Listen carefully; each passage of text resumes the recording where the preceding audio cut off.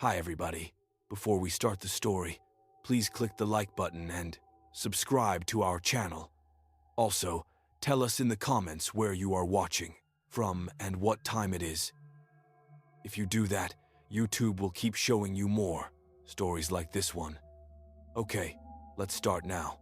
The population sign outside Kivalina read 372, but Sarah counted 373 faces staring back at her from the community center windows. She counted again, still one extra.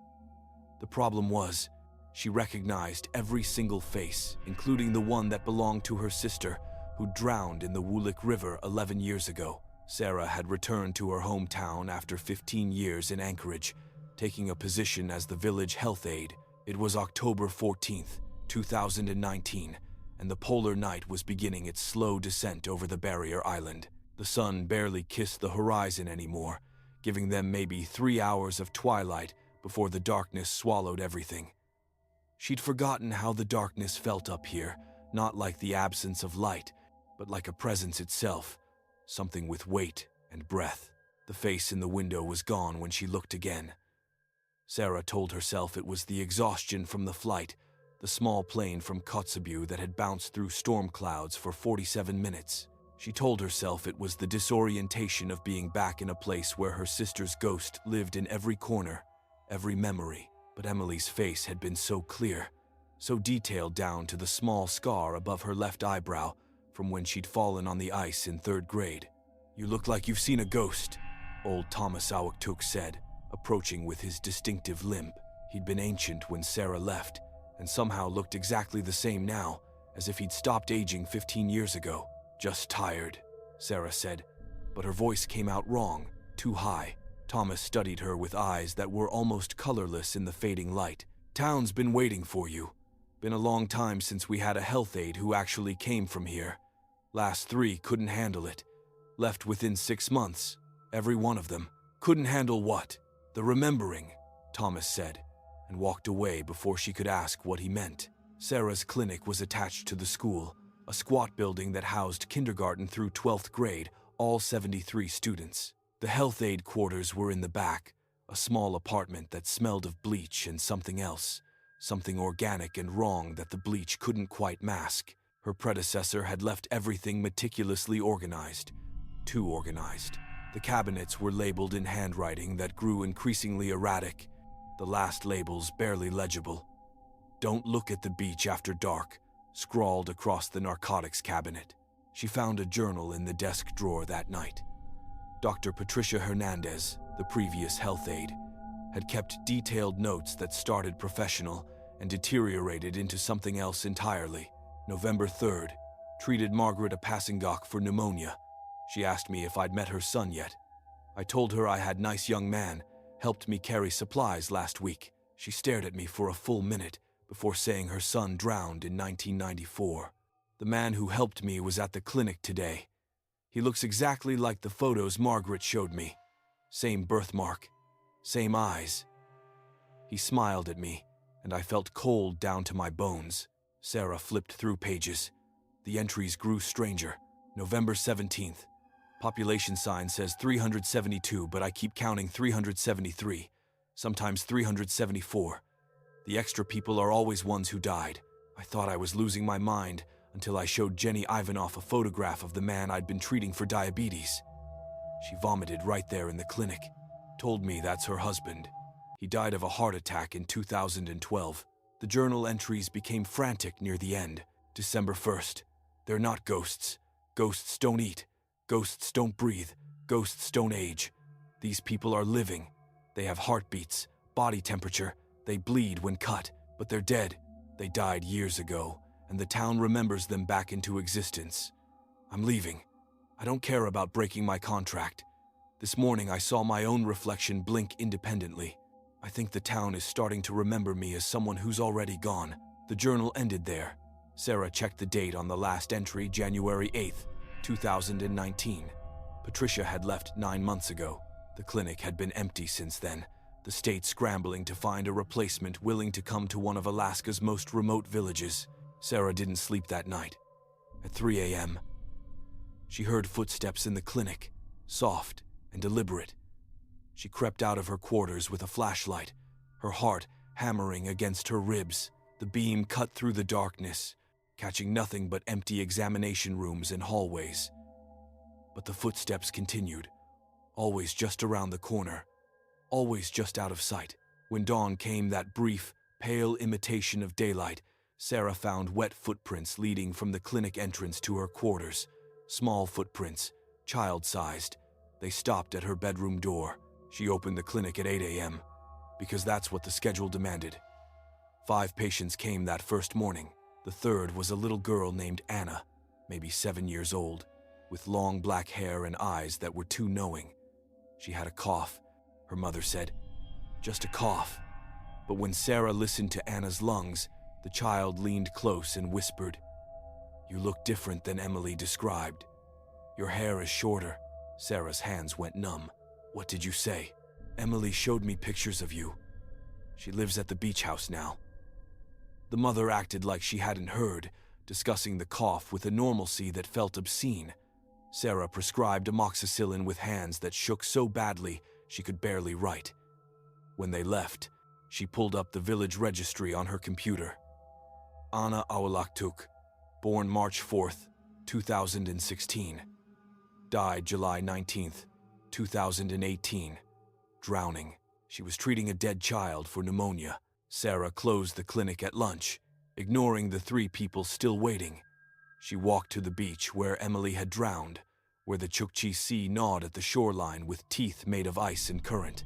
The beach house was a small structure, barely more than a shack, used by hunters during whaling season.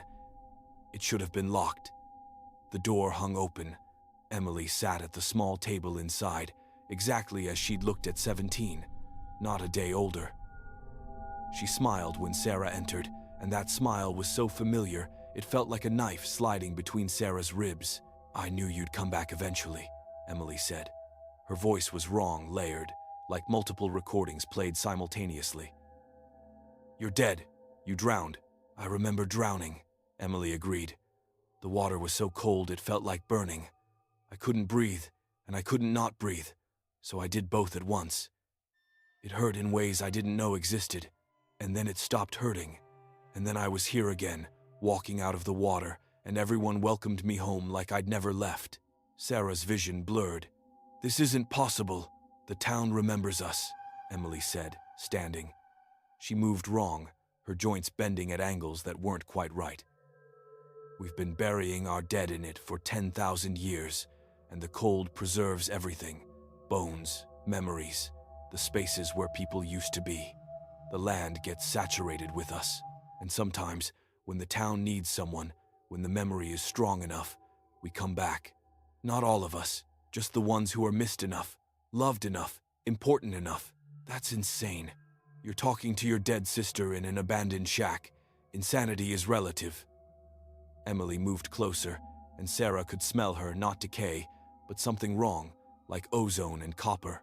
"The town brought you back for a reason. We've been losing people faster than we can remember them back. Climate change. The permafrost is melting. All those memories are leaking out. We need someone who understands both worlds, someone who left and someone who belongs." "I'm not staying," Sarah whispered. "You already are," Emily said. "The moment you stepped off that plane, the town started remembering you. Not as you are, but as you're supposed to be. Feel it yet? That sense of belonging? That feeling that you never actually left?" And Sarah could feel it, a horrible, creeping certainty that she'd never gone to Anchorage, never spent 15 years away. Memories that weren't hers crowded her mind. Staying in Kivalina, taking care of her mother, watching the seasons cycle through polar night and midnight sun. False memories, but they felt more real than her actual past, more solid, more true. "Fight it if you want," Emily said. Patricia did. Lasted almost 3 months before the town remembered her as someone who'd always been here, someone who died in a boating accident in 2008. She left before the transformation completed. Smart woman. You might not be so lucky. Sarah ran. She made it back to the clinic and immediately called the state health department, demanding an emergency extraction. The woman on the phone was sympathetic but firm the weather was turning. No flights for at least 5 days. Sarah would have to wait. Those 5 days stretched like taffy. More dead patients appeared at her clinic, people she recognized from obituaries, from funeral programs, still stuffed in her mother's Bible. They came with mundane complaints: high blood pressure, diabetes, infected cuts. They were completely, impossibly alive. And everyone acted like this was normal, like treating the dead was just another part of village medicine. On the third night, Sarah's own reflection started acting strange. She'd catch it moving slightly out of sync, turning its head a fraction of a second after she did. Once, she watched it smile while her own face remained neutral. On the fourth night, she found wet footprints again, but this time they were her own size, her own tread pattern, leading from the beach to her door. She hadn't been to the beach. On the fifth night, she dreamed of drowning. Except it wasn't a dream. It was a memory. Emily's memory, bleeding into her consciousness. She felt the water enter her lungs, felt the panic give way to a strange peace, felt the moment of death like a door closing, and then opening again. Walking out of the Wulik River, water streaming from clothes that should have been removed from her corpse, and people welcoming her home. When the plane finally arrived on the sixth day, Sarah packed in 7 minutes. She didn't say goodbye to anyone, just ran to the airstrip through snow that had started falling in thick, heavy flakes. The pilot, a grizzled man named Carl who'd been flying the Arctic for 30 years, gave her a knowing look. "Another one, huh?" he said. "You're the fourth health aid I've extracted in 5 years. Just go," Sarah begged. The plane lifted off, and Sarah watched Kivalina shrink beneath them. The last thing she saw before the clouds swallowed the view was a figure standing on the beach, waving. Too far to see clearly, but Sarah knew with bone-deep certainty it was her, not Emily. Her, the version of Sarah that the town had remembered into existence, the Sarah who had never left, the Sarah who belonged there. The real Sarah made it back to Anchorage. She changed her phone number, broke her contract, paid the penalty. Got a job at a hospital where the dead stayed dead and memories were just memories. But sometimes, late at night, she feels it, the pull of that other life, the one she's living in, Kivalina. She can almost feel the cold, almost hear the wind scraping across the barrier island, almost sense the permafrost beneath her feet, filled with 10,000 years of people who refuse to be forgotten. And sometimes, when she looks in the mirror, her reflection's eyes are a little too pale, a little too knowing, and she wonders which one is real, the Sarah in Anchorage who escaped, or the Sarah in Kivalina who never left. The population sign outside Kivalina still reads 372, but if you count carefully, you'll find 373 faces. Sometimes 374. The town always remembers.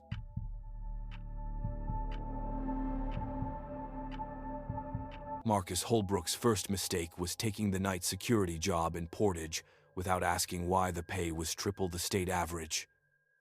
His second mistake was showing up on time. The Portage transfer facility sat exactly 17 miles from Whittier, nestled in a valley where winter came early and stayed late. It had been built in 1973 as a cargo processing center, abandoned in 1989 after some incident nobody wanted to discuss, and reopened in 2017 under new ownership.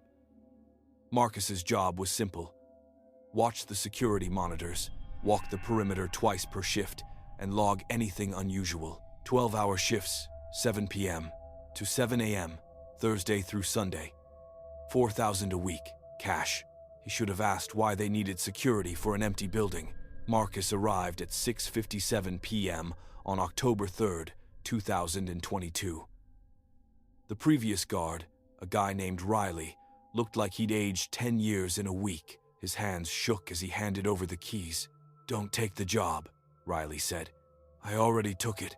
Start is in 3 minutes. Then don't stay past your shift. Not even 1 minute. When 7 a.m. comes, you leave. No matter what's happening. You understand? No matter what." Marcus thought the guy was just trying to freak out the new hire, some kind of hazing ritual. "Sure, man, I got it." Riley grabbed his arm, fingers digging in hard enough to bruise. "I'm serious. 7 a.m. You leave. The wrong shift starts at 7:01. I've seen what happens to people who stay. Then Riley was gone, practically sprinting to his truck, leaving Marcus alone in the gravel parking lot as the sun settled behind the Chugach Mountains. The temperature was already dropping, heading toward 20 degrees. Marcus entered the facility with Riley's paranoia echoing in his skull. The building was bigger than it looked from outside, 50,000 square feet of warehouse space, mostly empty except for some plastic-wrapped pallets in the northeast corner. The security office was a glass-walled room overlooking the main floor, filled with monitors showing feeds from 23 cameras. Everything looked clean, modern, normal. Nothing to suggest why grown men would quit after a week. Marcus settled into the chair at 6:59. At exactly 7 p.m., his official start time, the lights flickered. And when they came back, something felt different. The air pressure changed, like his ears needed to pop. The temperature dropped 5 degrees in an instant. On monitor 17, which showed the northeast corner, the pallets were arranged differently than they'd been 30 seconds ago. Marcus stared at the screen. He knew what he'd seen: 4 pallets in a square formation. Now they were in a line. He switched to camera 18, which covered the same area from a different angle. The pallets were definitely in a line. He must have been mistaken, except he wasn't. Marcus reviewed the footage, rewinding to 6:58. There, clear as anything, 4 pallets in a square. At exactly 7 p.m., the cameras went dark. For 1.3 seconds, the timestamp jumped from 19 hours, 4 to 19 hours, and 1 seconds. When they came back, the pallets had moved. "Okay," Marcus said to the empty office. "That's weird." The radio on the desk crackled to life. "Security, please report to loading dock 3. Marcus jumped. The radio wasn't supposed to work. The facility was empty, no other staff. He picked it up carefully. "Security to loading dock 3. We have a delivery requiring verification." The voice was male, professionally neutral, completely normal except for one thing. There was no one else in the building. Marcus checked every camera. All empty. All still. "Who is this?" Marcus asked. Static. Then, "Security to loading dock 3. This is your second notification. Failure to respond will be logged." Marcus's training said to investigate. His instinct said to stay in the locked security office. He compromised, bringing up the cameras for loading dock 3. The massive bay door was closed, the area empty. Nothing to verify.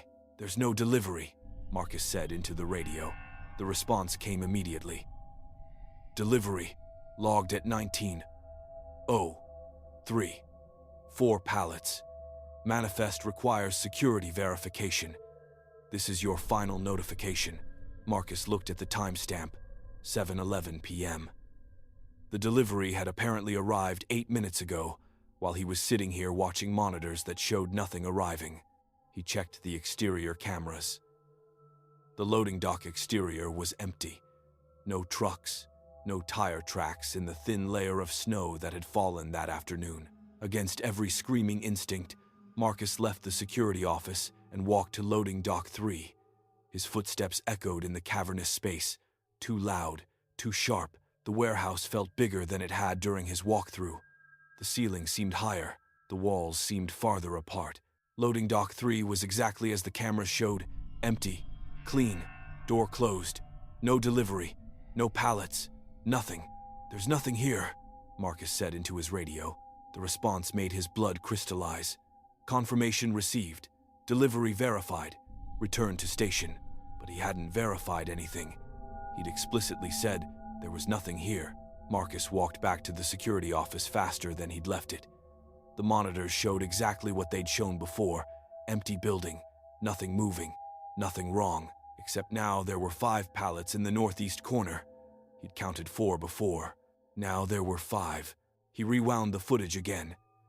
At 7:14 p.m., during the 3 minutes he'd been walking to loading dock 3, the cameras had experienced another brief blackout. Exactly 1.3 seconds. When they came back, there were 5 pallets. "Okay," Marcus whispered. "Okay." This is some kind of test, or a prank. The company is testing me, except he knew it wasn't. At 8:47 p.m., Marcus did his first perimeter walk as required. He took a flashlight, a radio, and a canister of bear spray standard equipment for Alaska security work. The exterior of the building was quiet, snow falling in lazy spirals through his flashlight beam. His breath formed clouds that hung in the air too long. He completed the walk in 18 minutes, finding nothing unusual. When he returned to the security office, the radio was speaking. Need immediate assistance in the break room. Employee is non-responsive. Security required immediately. Marcus grabbed the radio. What break room? There are no employees here. The voice changed, became feminine, older, frightened. Please, he's not breathing. I don't know CPR. Please hurry. Break room. Second floor. The facility only had one floor. Marcus pulled up the building schematics on the computer. Single story. 50,000 square feet. No second floor. No break room. But the voice on the radio was crying now, begging, describing a man collapsed on the floor. Blue lips, no pulse. This isn't real, Marcus said. Security, why aren't you responding? He's dying. Please, please. Marcus looked at the monitors. Every camera showed an empty building. He pulled up the personnel files on the computer, looking for information about previous incidents. The files were encrypted, but the folder names were visible. Incident 2017-09. Incident 2018-03. Incident 2019-11. 27 incident reports in 5 years. The most recent was dated September 28th, 4 days before Marcus started. He was reaching for the phone to call his supervisor when every light in the facility went out. Emergency lighting kicked in after 3 seconds, bathing everything in red. The monitors flickered, showing camera feeds that didn't match what Marcus had seen minutes ago. Camera 7, which covered the main hallway, showed people, 3 figures in work uniforms, walking with purpose, carrying clipboards. They looked absolutely real, absolutely solid. Marcus ran to the window overlooking the warehouse floor. Empty. Red emergency lights. No people. He looked back at the monitors.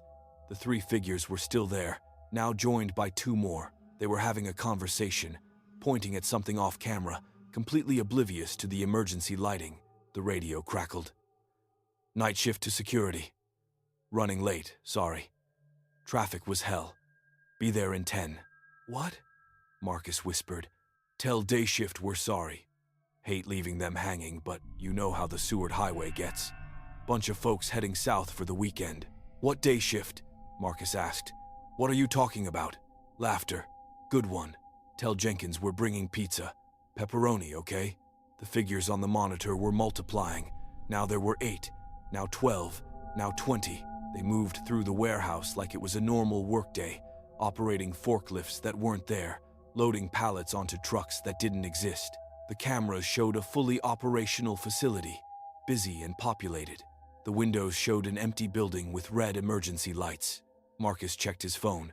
11:34 p.m. He had 7 hours and 26 minutes until his shift ended, until he could leave. Riley's warning echoed in his skull. Don't stay past your shift. When 7 a.m. comes, you leave, no matter what's happening. At midnight, the main power came back on. Normal lights. The camera showed an empty building again. No people, no forklifts, no trucks, just pallets in the northeast corner. There were now 17 pallets. Marcus was beginning to understand. The facility wasn't haunted.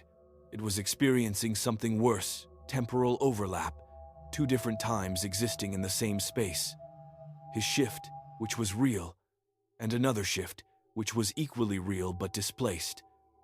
The wrong shift, happening simultaneously, but separated by some thin membrane that kept flickering and tearing. At 2:13 a.m., Marcus heard voices, real, physical voices coming from inside the building. He looked at the monitors, empty, but the voices continued conversation, laughter, the beep of a forklift backing up. He left the security office and stood on the catwalk overlooking the warehouse floor, empty, silent, still. But the sounds continued, growing louder. And then, for just a moment, he saw them translucent figures moving through the space below him. There and not there, like images projected onto smoke. Dozens of people, working a shift that wasn't happening, living through a time that wasn't now. One of them looked up at Marcus, made eye contact, smiled, waved. Marcus ran back to the security office and locked the door.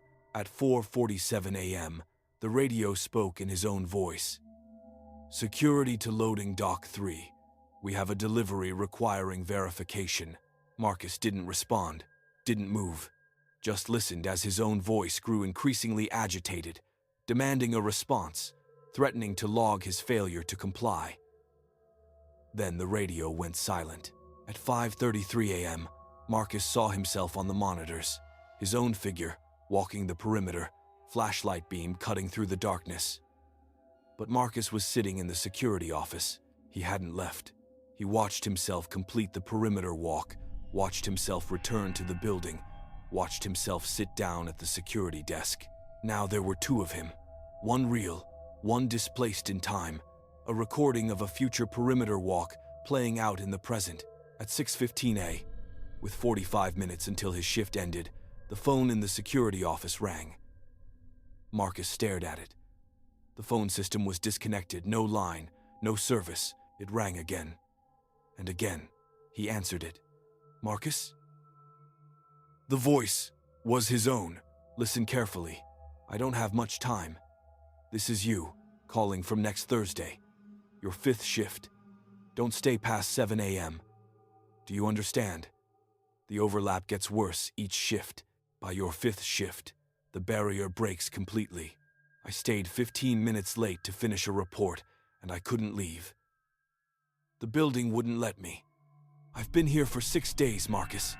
6 days in a single shift that never ends. There are 43 of us trapped here now, all security guards who stayed too long, all living the same 12 hours over and over while our real bodies." The line went dead. Marcus looked at the clock. 6:52 a.m., 8 minutes. At 6:58 a.m., the building began to change. The walls seemed to pulse, breathing in and out. The monitors showed impossible things, the same space at different times, overlapping, merging. He saw construction workers building the facility in 1973, saw it bustling with activity in the 80s, saw it abandoned and decaying, saw it renovated in 2017, all at once, all in the same moment. At 6:59 a.m., Marcus stood at the exit door, hand on the handle. 30 seconds. Behind him, the radio screamed with dozens of voices, all the people trapped in wrong shifts, all the guards who'd stayed too long, all the workers from times that no longer existed or hadn't happened yet. They were begging him not to leave, begging him to stay, begging him to help them find their way back to their proper time. At 7 a.m., Marcus opened the door and stepped into the October dawn. Behind him, he heard the building sigh, a sound like disappointment. The door closed. He turned to look back. For a moment, just a moment, he saw the building as it really was. Not a single structure, but hundreds of versions of itself, stacked on top of each other like transparencies, all existing in the same space but at different times. And in every version, trapped people moved through their endless shifts, forever displaced, forever wrong. Marcus quit immediately. Didn't even collect his first paycheck. They filled his position by the following Thursday. New guard, named Steven. Nice guy. Made it 3 shifts before he stayed 10 minutes late to finish a perimeter report. They haven't seen Steven since. But sometimes, late at night, when the current security guard reviews the camera footage, they see him on the monitors, walking the perimeter in a shift that never ends, in a time that isn't quite now and isn't quite then. The Portage Transfer Facility is still operational, still hiring security guards at triple the normal rate. They go through a lot of security guards. The job posting never mentions what happens if you stay past your shift.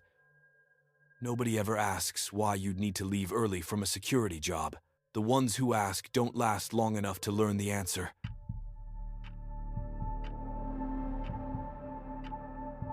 Della Chen first heard the broadcast on November 7th, 2021, while driving through Chicken, Alaska at 2:37 a.m. She was 31 hours into a 42-hour solo drive from Seattle to Fairbanks, and the radio had been cycling through static for the past 70 miles.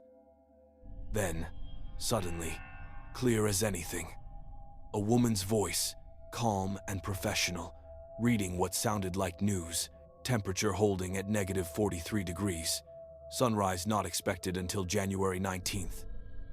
Residents are reminded that the quarantine remains in effect. Anyone experiencing symptoms should report to the collection point immediately. Do not attempt to leave your homes after dark. Do not respond to voices at your doors. Do not look directly at the sky between the hours of midnight and 4 a.m. This is Station KYAK, broadcasting emergency information for the Fairbanks North Star Borough. It is currently March 15th, 2022. The quarantine is now in its 93rd day. Della's hands tightened on the steering wheel. March 15th? It was November 7th. And what quarantine? She grabbed her phone to check if she'd somehow lost time, if she'd been driving in a fugue state for 4 months. No. November 7th, 2021, 2:37 A. She looked at the date on her dashboard display. The broadcast continued. Air quality index remains at hazardous levels. Facial coverings are mandatory for any outdoor activity. The substance continues to fall at a rate of approximately 3 inches per hour. Composition remains unknown. Testing is ongoing. Residents are reminded that contact with the substance without proper protection will result in immediate symptoms.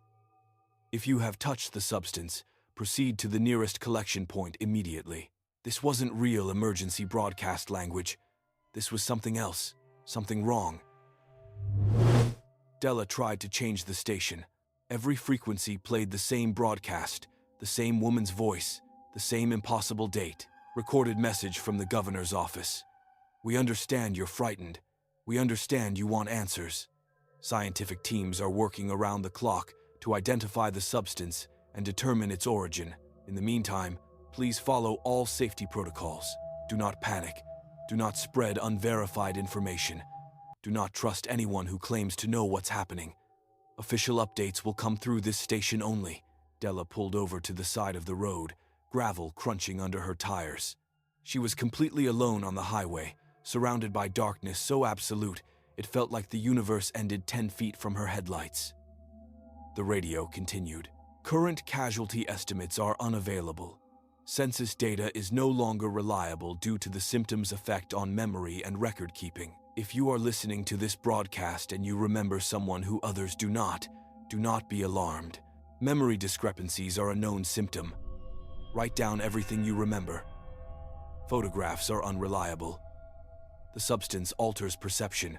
Trust only verified broadcasts on this frequency. Della's rational mind said this was some kind of prank, an elaborate radio play like Orson Welles and War of the Worlds. Except there was something about the woman's voice, the exhaustion in it, the barely controlled fear underneath the professional delivery that sounded devastatingly real. For those just tuning in, do not go to Fairbanks.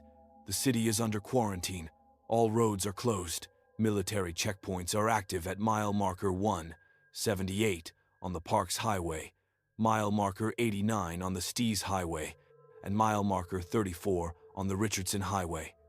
Attempting to breach the quarantine is a federal offense and will result in immediate detention. This is for your safety. This is for everyone's safety. Fairbanks is not safe. Fairbanks will not be safe for the foreseeable future. Della was heading to Fairbanks.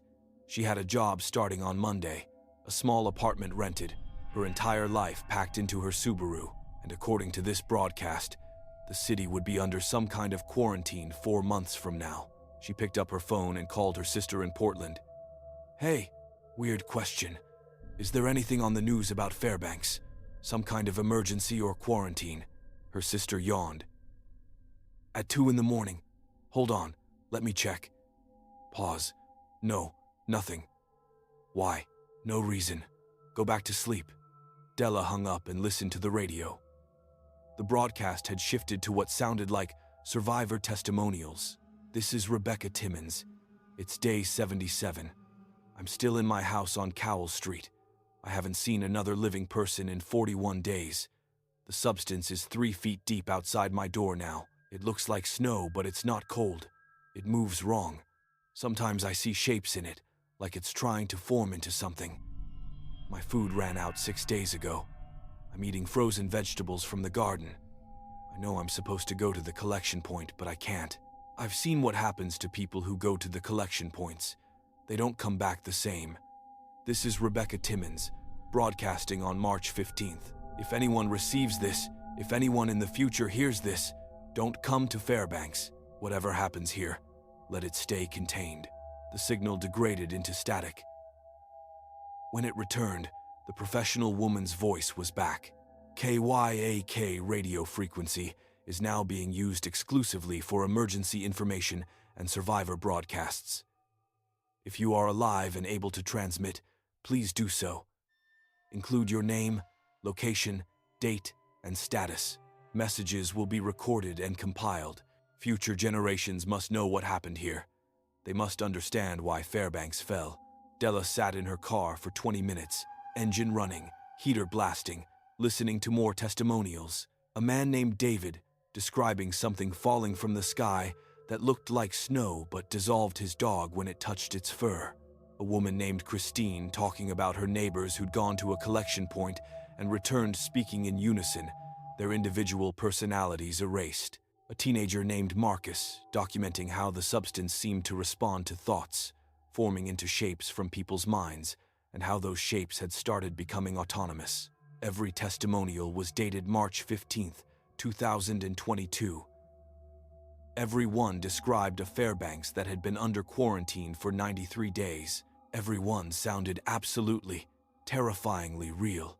At 3:14 a.m., Della started driving again. She told herself it was mass hysteria, an elaborate ARG, something explainable, but she couldn't shake the authenticity of those voices, the exhaustion, the fear, the resignation. These were people who'd lived through something incomprehensible and were documenting it because they knew they wouldn't survive. The radio station identified itself as KYAK. Della knew that station. It was a real Fairbanks station, usually playing classic rock. She tried to find its regular broadcast. Nothing but the emergency signal. At 4:02 a.m., the broadcast changed tone. The professional woman's voice returned, but now she sounded different. Hollow. Wrong. Update. The collection points have been compromised. Do not go to the collection points. Repeat. Do not go to the collection points. The substance has infiltrated the facilities. Anyone who has visited a collection point in the last 48 hours should isolate immediately. The individuals who return from collection points are not who they appear to be. They look identical, they sound identical, but they are not the same. We've confirmed at least 300 cases of replacement, possibly more. There is no way to visually distinguish between original individuals and replacements. The only confirmed test is static consumed the broadcast for 37 seconds. When it returned, a different voice was speaking. Male. Familiar. It took Della a moment to realize why it sounded exactly like her father, who died in 2015. Della, sweetheart, you need to turn around. Don't go to Fairbanks. Please. I know this doesn't make sense. I know I'm not supposed to be here. But you're hearing this for a reason. The broadcast finds people who need to hear it, people who can still make different choices. Turn around. Go back to Seattle. Don't be in Fairbanks on January 9th, 2022. That's when it starts. That's when the first substance falls. You can't stop it, but you don't have to be here when it happens. Della's vision blurred. That was her father's voice. Perfect down to the slight lisp on his S's, the way he said her name with too much emphasis on the second syllable.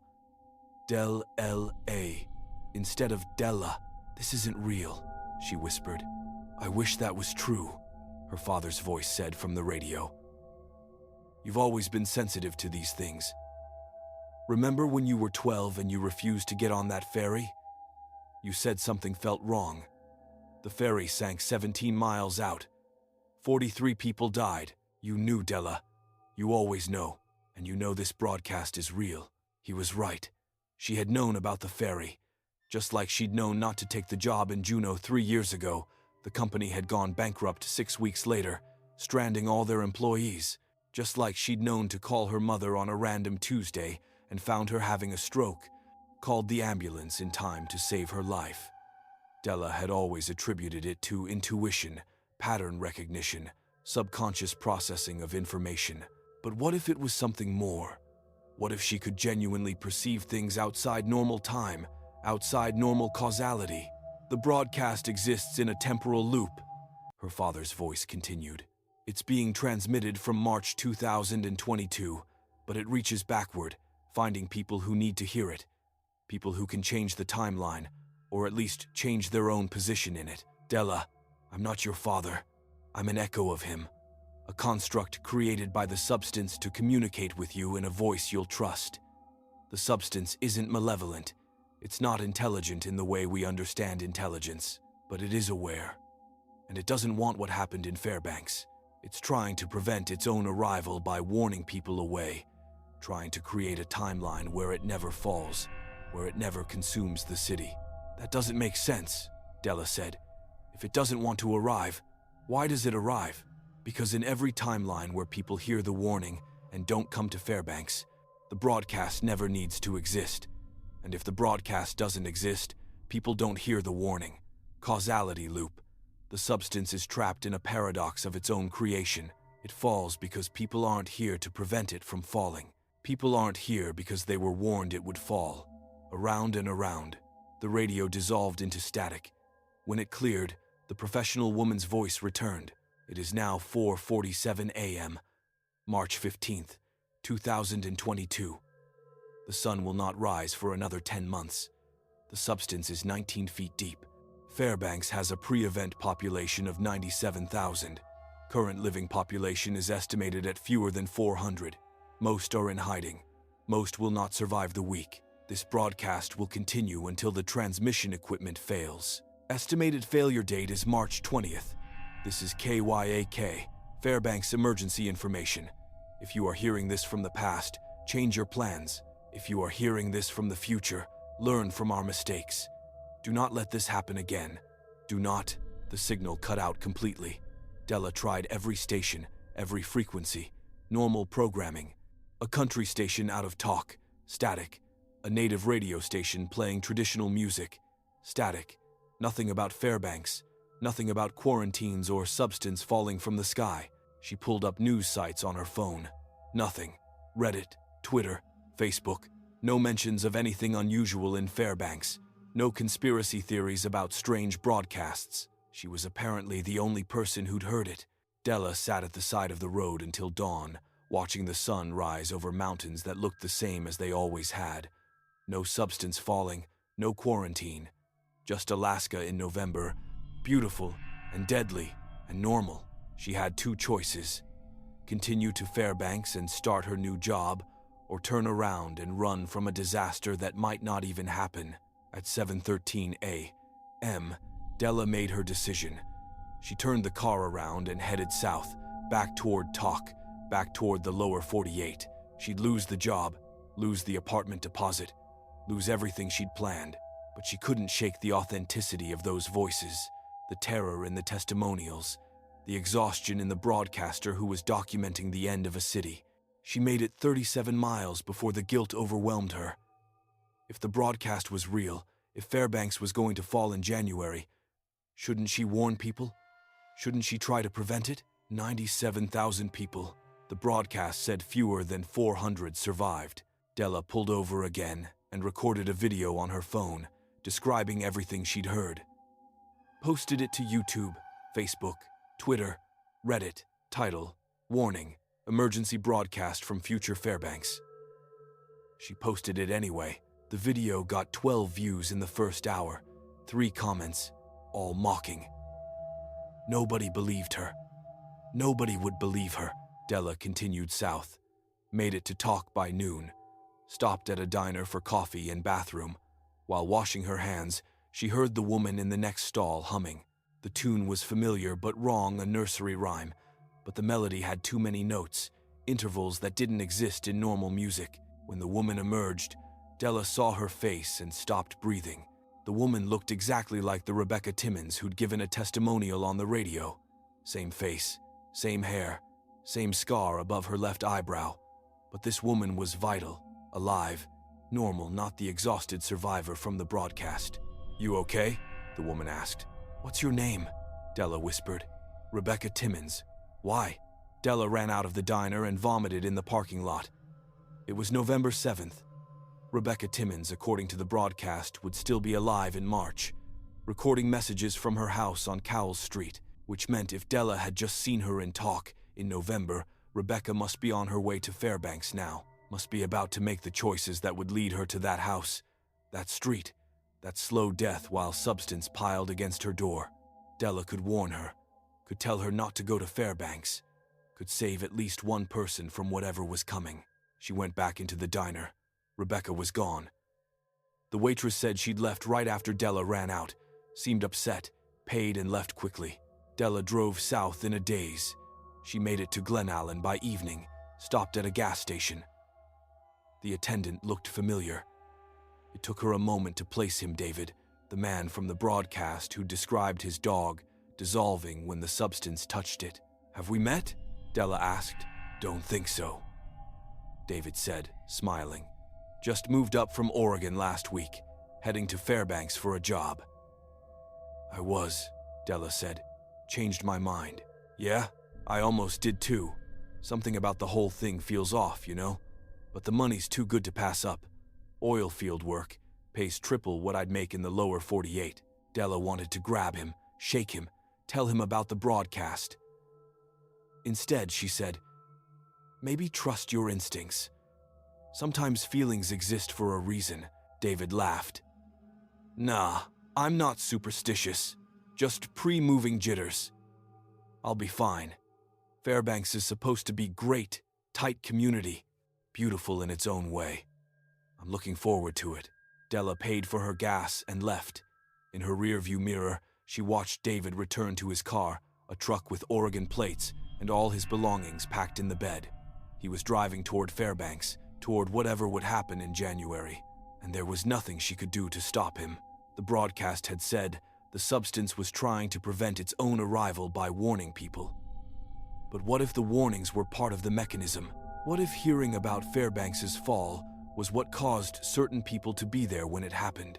What if Della's video, her attempts to warn people, would paradoxically ensure the disaster occurred exactly as the broadcast described? Causality loops, temporal paradoxes, the substance creating the conditions for its own arrival by trying to prevent it.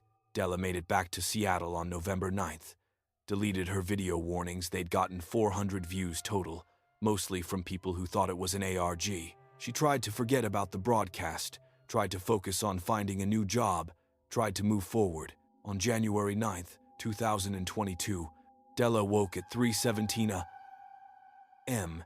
in her Seattle apartment. She didn't know why. She turned on her phone and checked the news. Nothing about Fairbanks, nothing unusual. She checked again at 7 a.m. Still nothing.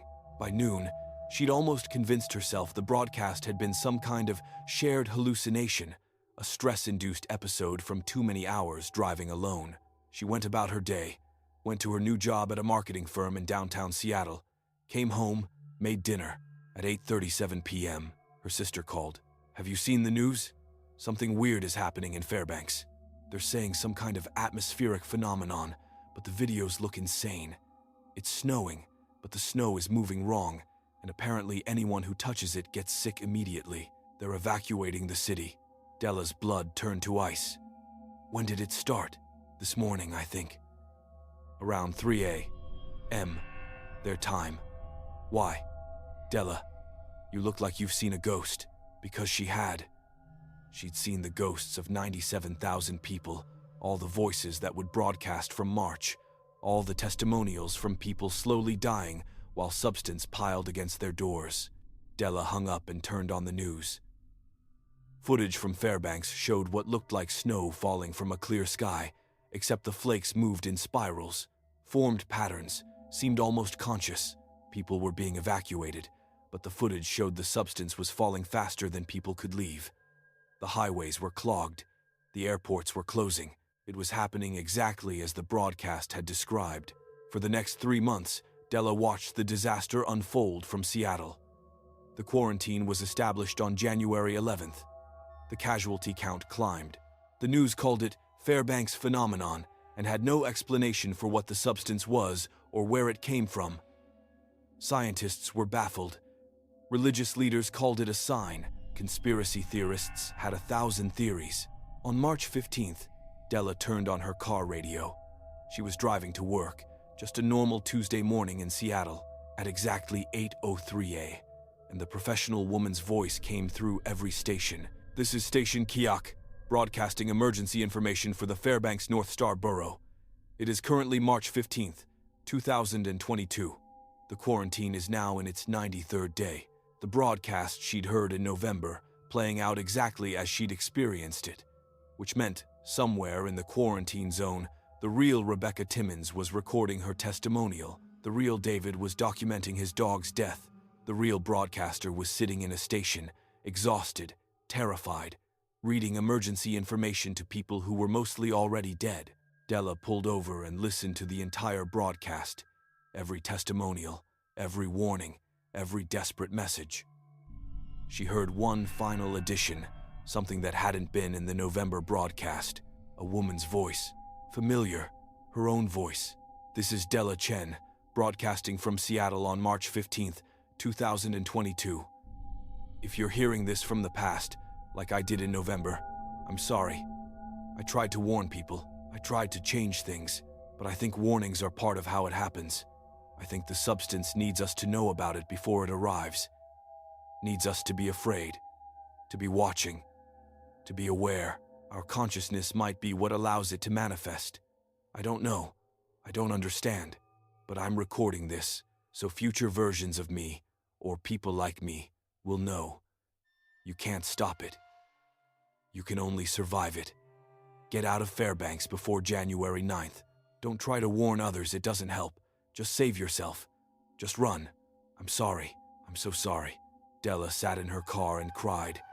She'd heard her own voice in a broadcast from a timeline she was currently living through, which meant at some point between now and March 15th, she would find a way to add her message to KYAK's transmission, which meant she would go back to Fairbanks.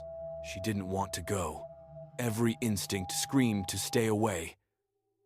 But if she'd heard her own voice in the broadcast, then, on some level, in some timeline, she already had gone, or would go, or was currently going. Causality loops, temporal paradoxes. The substance didn't exist in linear time. It moved backward and forward simultaneously, creating the conditions for its own arrival, warning people who then became part of the mechanism of its manifestation. Della started driving north the next day. She had to add her message to the broadcast, had to close the loop, had to ensure that her past self heard the warning in November, even though the warning hadn't worked. She's been in Fairbanks for 4 weeks now. The substance is 7 feet deep outside her hotel. The quarantine is absolute. Most people are dead or changed. The collection points did exactly what the broadcast warned they would do. They replaced people, sent back empty shells wearing familiar faces. Della doesn't have much time left. She can feel the substance affecting her consciousness, making her thoughts loop and spiral. She's starting to experience the same moments multiple times, each one slightly different, like reality is stuttering.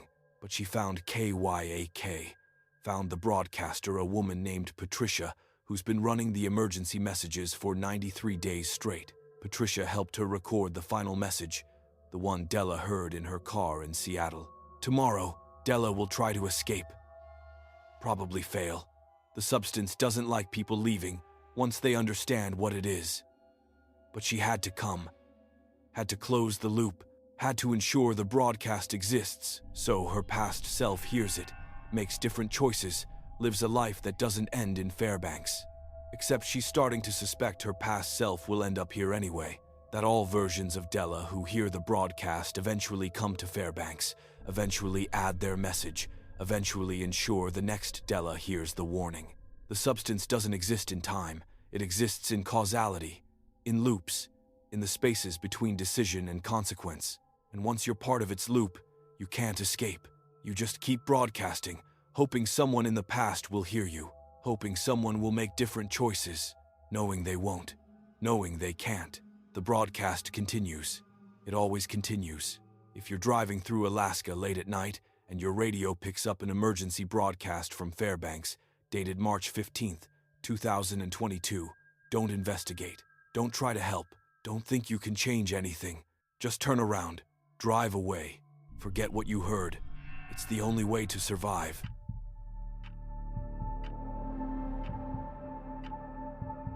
Nathan Ward stood on the porch of the last house in Teller, Alaska, holding a clipboard that weighed more than it should.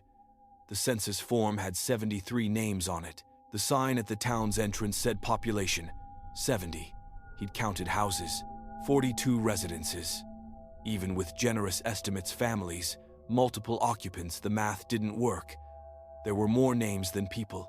It was September 23rd, 2020, and Nathan was 3 weeks into his temporary position as a census taker for Nome census area. Teller was his final assignment before he could return to civilization, collect his paycheck, and forget about rural Alaska forever. The town sat on a spit of land jutting into Port Clarence, connected to the rest of the world by a single gravel road that washed out regularly. Population 70, except apparently it was 73. The woman who answered his knock looked to be in her 60s, weathered face, eyes that were too pale. "You're the census man," she said. "Not a question." "Yes, ma'am. Nathan Ward. I'm working on reconciling some discrepancies in the count. According to my records, this household has 4 occupants, but the previous census from 2010 shows only 2. Can you help me clarify?" "Come in," the woman said. "I'm Eleanor Kningon. And you're right, there are 4 of us now. Me, my husband Thomas, and our 2 children." Nathan entered the small house, noting the usual signs of rural Alaskan life: drying fish hanging near the stove, parkas piled by the door, photographs covering every wall. Except something was wrong with the photographs. He couldn't quite identify what, but looking at them made his eyes hurt, like staring at optical illusions. "Your children's names?" Nathan asked, pen poised. "Michael and Sarah. Michael is 37, Sarah is 34. Nathan looked up from his clipboard. "I'm sorry, did you say 37 and 34? "Yes, but they're listed as living with you? Adult children? They never left," Eleanor said simply. "This is their home. Why would they leave?" Something in her tone made Nathan's skin crawl. He glanced at the photographs again and finally identified what was wrong. The same 2 children appeared in every photo, spanning what looked like 40 years. Same ages, same faces, same clothes. In a photo dated 1983, 2 children stood beside a younger Eleanor. In a photo dated 2007, the exact same children stood beside an older Eleanor, unchanged, unaged. Could I speak with Michael and Sarah?" Nathan asked. "They're at the beach," Eleanor said. "They're always at the beach. Have been for 20 years. You can go see them if you want. It's a short walk." Nathan thanked her and left, his census form feeling heavier. At the beach, a short walk was accurate. 300 yards down, a path lined with driftwood and whale bones. The Bering Strait stretched gray and infinite. 2 figures stood at the waterline, motionless, backs to Nathan. "Michael? Sarah?" Nathan called out. They didn't turn, didn't move. Nathan approached slowly, his boots crunching on the gravel beach. As he got closer, he saw why they weren't moving. They weren't alive. Michael and Sarah were driftwood sculptures. Incredible, detailed, impossibly realistic driftwood sculptures that captured human forms so perfectly. Nathan's brain had initially interpreted them as people. They had faces, expressions, individual fingers, hair rendered in bleached wood grain. They looked like they'd been standing there for years, slowly weathering in the salt air. Nathan stumbled backward, his rational mind fracturing. Eleanor had spoken about them like they were alive. had listed them as household occupants, and looking at the sculptures, Nathan could almost believe they were alive. Something about the way they stood, the expressions on their wooden faces, suggested consciousness, awareness, presence. He returned to Eleanor's house. She was making tea. "They're driftwood," Nathan said. "Yes," Eleanor agreed. "Would you like sugar?" "You listed driftwood sculptures as your children on the census. They are my children. Michael drowned in 2001, Sarah in 2003. They washed up as driftwood 3 days after each funeral. The sea gave them back, different, but still them. Still my children. They're at the beach every day, waiting for me. When I die, I'll wash up too. That's how it works in Teller." Nathan left the house without finishing his tea. He went to the town's one store, a combination post office, grocery, and community center, and asked to see the death records. The store owner, a man named Paul, handed them over without question. Nathan found Michael Kenningen, drowned July 8, 2001, age 16, funeral July 11th, and then, in different handwriting, added to the margin, returned July 14th, Sarah Kenningen, drowned March 2nd, 2003, age 13, funeral March 5th. Marginal note, returned March 8th. 17 more names had similar notations, people who died drownings, mostly, some accidents, a few natural deaths, and returned, days later, not as bodies, as driftwood, as sculptures so realistic the town had apparently collectively decided to treat them as living residents. "You've seen them," Paul said. It wasn't a question. "The returned ones. This is insane," Nathan whispered. "Census takers always have trouble with Teller. Last one was in 2010. Lasted 4 days before she drove back to Nome screaming. Counted 70 people. Couldn't accept that 13 of them were driftwood. Couldn't accept that we still talk to them, still include them, still count them as family. Because they're not people." Nathan's voice was too loud. "They're wood. They're sculptures. This town has some kind of collective delusion." Paul looked at him with something like pity. "Go to the beach at sunset. Watch the returned ones. Then tell me they're just wood." Nathan meant to leave Teller immediately. Get in his car, drive the 64 miles back to Nome, file a report about a town experiencing shared psychosis, and forget this place existed. Instead, he found himself walking back to the beach at 5:43 p.m. As the sun descended toward the Bering Strait, 21 driftwood figures stood along the shoreline, 21 sculptures of people who died and returned. Nathan positioned himself behind a rock and watched. At 5:52 p.m., as the sun touched the horizon, the sculptures moved. Not dramatically, not like coming alive in movies. Just small movements, a head turning slightly, fingers flexing, weight shifting from foot to foot. The movements were slow, glacial, like watching plants grow, but they were unmistakable. The driftwood was moving. Nathan watched Michael and Sarah, the two he'd seen earlier, turn to face each other.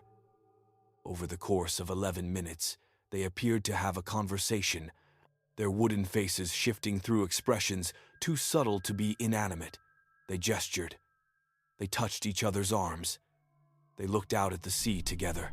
When the sun fully set, they stopped, froze back into perfect stillness, just driftwood again. Nathan walked onto the beach in the twilight and approached Michael, touched the sculpture's arm, solid wood, dead, inanimate. He knocked on the surface, hollow thunking sound. Definitely driftwood. They're most active at dawn and sunset, a voice said behind him. Nathan spun to find an elderly man in traditional kuspuk. "I'm Thomas Kenningen, Eleanor's husband. She said you'd be confused." "What are they?" Nathan asked. "Our dead. The sea takes everyone in Teller, eventually drowning, hypothermia, accidents. We're a whaling community. We've always lost people to the water. But about 60 years ago, the first one came back. A young woman who drowned, washed up as driftwood 3 days after her funeral. Perfect likeness, carved by water and current and time in ways that shouldn't be possible. Her family thought it was a sign, kept the sculpture at her grave. Then, during sunset, someone saw it move. Just a little. Just enough. Thomas sat down on a boulder, gestured for Nathan to join him. More returned. Every death, every drowning, the sea gave back a sculpture. We stopped burying our dead in the traditional way, started bringing them to the beach instead. They're not alive, not in the way you understand it, but they're not entirely gone either. Something of them remains in the wood. Memories, maybe. Echoes. We don't pretend they're fully alive. We know they're dead, but they're not entirely dead either. They exist in some middle state. This violates every principle of reality, Nathan said. Reality's more flexible than you think, especially out here. Teller sits between the Bering Sea and the Arctic Ocean. We're at the edge of the continent, the edge of the ice, the edge of everything. Things work differently at edges. Laws become suggestions. The border between life and death gets blurry. Nathan spent that night in Teller's one guest house, a room above the store. He couldn't sleep. Every sound seemed significant. Every shadow seemed alive. At 3:17 a.m., he heard singing, multiple voices, harmonizing, coming from the beach. He went to the window. The 21 driftwood figures stood in a circle, and in the moonlight, he could see their mouths moving, could hear their voices wooden, creaking, like wind through trees, but definitely voices, singing something in Inupiaq, something old and mournful and beautiful. Nathan grabbed his census forms and added 13 names, the 13 returned ones, if the town counted them, if they moved and sang and existed in whatever liminal state they occupied. Who was he to exclude them? His job was to count residents. These were residents. After a fashion, he finished his census work the next morning. Population, 83. 70 living humans, 13 returned driftwood. He noted it clearly on the forms, knowing it would be rejected, knowing someone in an office in Anchorage would flag it as an error. Before leaving, Nathan returned to the beach. The returned ones were still, frozen in their daytime immobility. He approached Sarah Cannington, the 13-year-old girl who drowned 20 years ago and returned as driftwood. "I don't understand you," he said to the sculpture. "I don't understand what you are or how you exist, but I see you. I'm counting you. You're real enough for that." The sculpture didn't respond. It was just driftwood, just a piece of wood shaped by water and current into something that resembled a girl. Nathan turned to leave. Behind him, so quiet he almost missed it, he heard a voice, wooden, creaking. "Young, thank you." He ran to his car and drove back to Nome without stopping, filed his census report exactly as he'd written it. The regional office called him 6 times, asking him to correct the errors. He refused, sent them photographs of the driftwood sculptures, sent them death records with returned notations, sent them everything he documented. They fired him for filing a fraudulent census report. Nathan moved back to Portland and tried to forget Teller, but sometimes, late at night, he heard singing wooden voices harmonizing in Inupiaq, singing songs for the dead who weren't entirely dead, for the returned ones standing on a beach at the edge of the world. He looked up Teller online occasionally. The official census listed the population as 70. The number never changed, year after year. Despite deaths, despite births, despite the slow depopulation affecting most rural Alaskan villages, always 70. As if someone was keeping it artificially stable, not counting the 13 who'd returned, or counting them, but not officially, keeping them invisible on paper while acknowledging them in reality. In 2023, Nathan received a letter. No return address. "But the postmark," said Teller. Inside was a single photograph, 22 driftwood figures on the beach. 21 he recognized. The 22nd was new. A man in his 60s, detailed down to the lines on his face, the weathering of age. On the back of the photo, in handwriting he didn't recognize, Thomas Cannington drowned March 8th, 2023. Funeral March 11th. Returned March 14th. He stands with his children now. Eleanor walks to the beach every sunset to talk with them. She says when her time comes, she'll return too. We all do eventually. The sea remembers us. The wood holds us. We persist. Population, 84. Someone should count us properly. Someone should acknowledge we're here. Thank you for being the only one who tried. Nathan kept the photograph. He's never gone back to Teller, never plans to, but sometimes he wonders about the population count. How many returned ones stand on that beach now? How many dead but not gone wait for sunset so they can move and sing and exist in their liminal state? The official census still lists Teller at 70 residents, has listed it that way for decades. The number never changes, but if you go there, if you count carefully, if you count everyone, including the driftwood figures that move at dawn and sunset, you'll find more.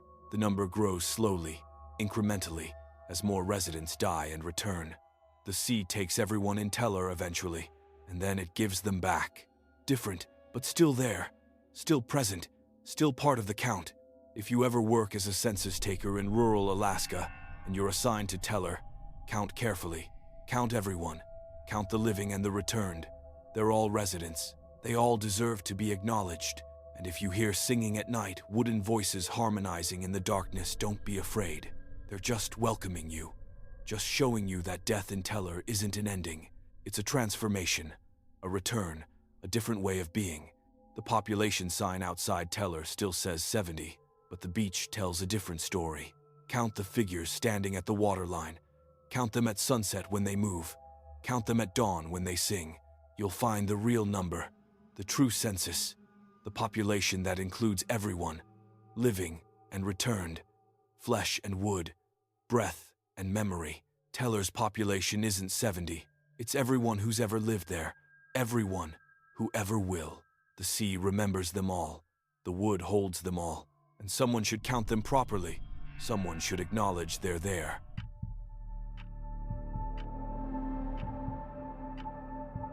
Rebecca Torres opened the post office in Aniak at 6 a.m. on October 9th, 2018. Just like every morning for the past 3 years. The building was small, just her, 1,600 P.O. boxes, and a sorting area that smelled perpetually of old paper and heating oil. Aniak had 543 residents according to the last census, though Rebecca knew the real number fluctuated with the seasons, people moving to fishing camps or Bethel or Anchorage and back again. The mail had been late for 6 days. Weather delays. The regional hub said storms backing up flights from Bethel. Not unusual for rural Alaska, where mail came by plane because there were no roads. Rebecca had fielded complaints with practiced patience, promised the backlog would clear soon, told people to check again tomorrow. When the delivery finally arrived, Mark Cessna touching down on the gravel strip at 6:47 a.m. Rebecca knew something was wrong. Mark was pale, his hands shaking as he unloaded 12 bins of mail instead of the usual 4. "This isn't right," Mark said. "This isn't all current mail. Some of these postmarks are... Rebecca, just look." Rebecca examined the first bin. Standard stuff, mostly Amazon packages, Netflix DVDs, letters, catalogs. Then she saw the postmark on a letter addressed to Joseph Elia, the 14th of August, 1987. Rebecca stared at it. The letter was pristine, no yellowing, no age, just a standard white envelope with a Fairbanks postmark from 31 years ago. She checked the next unusual item, a package for Margaret Hunt, postmarked the 3rd of December 1992. Another letter, postmarked the 27th of July 1978. "What the hell?" Rebecca whispered. "It gets weirder," Mark said. "Some are dated from the future. Look at this one, a postcard addressed to Carol Bingham, the 15th of November 2019, 13 months from now." The postcard showed a beach scene from Hawaii, handwritten message in blue ink. "Having a wonderful time. Weather is perfect. Miss you. Love. Susan." Rebecca went through all 12 bins. Roughly 30% of the mail was from the wrong time past or future, ranging from 1,963 to 2,027. All of it looked current, no deterioration on the old items, no impossible existence for the future items. They were just there, mixed in with today's regular mail, as if the postal system had experienced a temporal hiccup and delivered everything out of sequence. "I'm not delivering this," Mark said. "I'm not responsible for whatever this is." Time travel mail? Temporal anomaly? This is beyond my pay grade. You want to figure out what to do with it? Fine. But I'm done. I'm filing a report with the regional hub and letting them handle it. Mark left. Rebecca stood in the sorting area surrounded by 12 bins of mail that shouldn't exist. Her training hadn't covered this scenario. There was no procedure for mail from wrong decades. She made coffee, sat in her office, stared at the bins. At 7:14 a.m., she made a decision. Sort everything as normal. Put items in the correct P.O. boxes, regardless of postmark dates.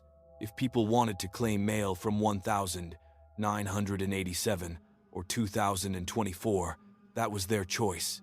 She was just the postal worker, not her job to understand temporal mechanics. The first person to notice was Joseph Elia, who came in at 8:23 a.m. for his usual mail check. He opened his box, pulled out the letter, postmarked the 14th of August, 1987, and went completely white. This is from my brother, Joseph said. He's been dead for 28 years. Died in September 1987, right after he sent this. I never got it. The letter was lost in processing, we assumed. He talked about coming to visit, about trying to reconcile after our fight. I never knew. I thought he died still angry at me. Joseph opened the letter right there in the post office, read it silently, tears streaming down his weathered face. When he finished, he looked at Rebecca with an expression she couldn't quite read. Gratitude, confusion, grief, joy, all mixed together. Thank you, he said. I don't know how this happened, but thank you. I've waited 31 years to hear from him, to know he wasn't angry, to know he wanted to make things right. Joseph left. Rebecca watched him go, feeling like she'd witnessed something impossible but meaningful. The wrongness of the situation, mail from dead people, from wrong times, from impossible dates, was eclipsed by the rightness of Joseph finally receiving his brother's letter. More people came. Margaret Hunt picked up her package from 1992, a wedding gift from her grandmother who died in 1994. The gift was a traditional kuspuk, handmade, perfect, Margaret cried. Explained she'd been told it was lost in shipping, had mourned its loss because it was the last thing her grandmother had made. Carol Bingham picked up her postcard from November 2019 from her sister Susan, who lived in Seattle. Carol laughed, assumed it was a prank, some kind of predated vacation postcard. Susan's not even planning a Hawaii trip, Carol said, but I guess she will be next year. Weird. By noon, Rebecca had distributed 2/3 of the temporarily displaced mail. Most recipients were confused but grateful. A few were disturbed getting letters from dead relatives, packages from dissolved marriages, postcards from futures they hadn't lived yet. But the dominant emotion was strange relief, like the town had been waiting for this mail without knowing it, and now missing pieces were finally clicking into place. The problem started with the mail dated from the future. Gerald Matthews picked up a letter postmarked the 4th of March, 2019, 5 months from now. It was addressed to him in his own handwriting. Inside was a single sheet of paper with a message. Don't go to the ice. March 2nd. Promise me you won't go. I'm begging you from the past to save yourself in the future. Don't go to the ice. Gerald, I'm serious. Stay off the ice. Gerald brought the letter to Rebecca, hands shaking. What the hell is this? I don't know, Rebecca said honestly. The mail came mixed up. Different time periods. That one's dated from 5 months in the future. So I write this to myself, warning myself not to go on the ice. What ice? Why would I? Gerald stopped. His face changed. The river.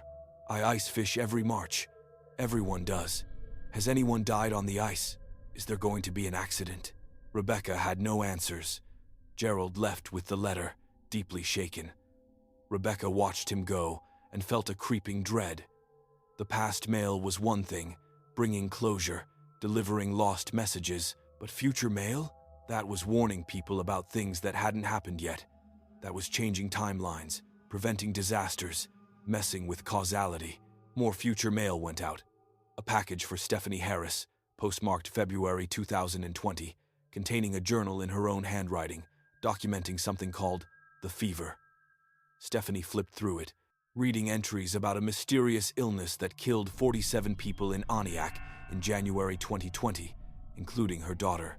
The journal was desperate, frantic, begging her past self to stockpile medicine, to evacuate, to do something to prevent the tragedy.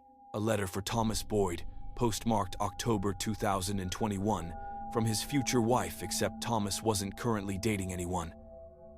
The letter referenced their wedding, their life together, their happiness, but it ended with a postscript. Don't take the teaching job in Bethel. I know it seems like a good opportunity, but you die in the plane crash. November 2019, Flight 237. I'm writing this to save you. Stay in Aniak, please. I can't lose you. By evening, Rebecca had distributed all the temporarily displaced mail. The town was in chaos. People with warnings from their future selves, making desperate plans to avoid predicted disasters. People with messages from dead relatives, weeping with closure or regret. People with glimpses of futures they hadn't lived yet, trying to decide if they should pursue those paths or avoid them. Rebecca closed the post office at 6 p.m. and went home to her small house on the river. She tried not to think about the implications about a postal system that somehow reached across time, about causality loops, about people receiving messages from their own futures. She tried to treat it like any other day of unexpected complications in rural Alaska. At 9:34 p.m., there was a knock on her door. "This was in my plane," Mark said, "in a compartment I never use. I didn't put it there. It just appeared, I guess, while I was doing my evening check. There's only one item in it. Addressed to you." Rebecca took the bin. Inside was a single letter, addressed to Rebecca Torres, Aniak, Alaska. The postmark was the 9th of October 2028. 10 years from now. Her hands shook as she opened it. Inside was a letter in her own handwriting, dated and signed 10 years in the future. "Rebecca, this is you from 10 years ahead. I'm writing this letter to be delivered through the temporal mail system that started today, the 9th of October 2018. You're probably questioning your sanity. Don't. This is real. The mail is coming from different times because the postal system accidentally created a temporal bridge. I don't understand the mechanism. Something about flight paths, atmospheric conditions, and the magnetic anomaly near Aniak. Scientists will study it for years and never fully explain it. Here's what you need to know. The temporal mail will continue. Every few months, a delivery will include items from wrong times. You can't stop it. Don't try. Your job is to deliver it all, every item, regardless of when it's from. Some of it will save lives. Some of it will cause problems. Some of it will change the future. Some of it will ensure the future stays exactly as it's supposed to be. Gerald Matthews will stay off the ice on March 2nd because of his warning letter. He won't drown. His grandchildren will be born because of that letter. 3 beautiful kids who wouldn't exist if you hadn't delivered his message. Stephanie Harris will evacuate her daughter before the fever comes. They'll survive. 46 people will die instead of 47. 1 life saved by future mail. Thomas Boyd will decline the teaching job. He won't die in the plane crash. He'll meet his future wife in Aniak instead of Bethel, and their life together will be exactly as the letter described. The timeline holds, but here's the hard part.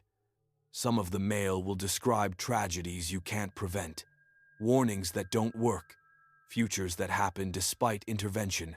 You'll deliver letters that cause pain instead of preventing it. You'll watch people make desperate choices based on future information that turns out to be incomplete or misleading. In March 2023, you'll deliver a letter to yourself. It will be from me, from this version of me, writing now in 2028. The letter will warn you about something specific, something personal.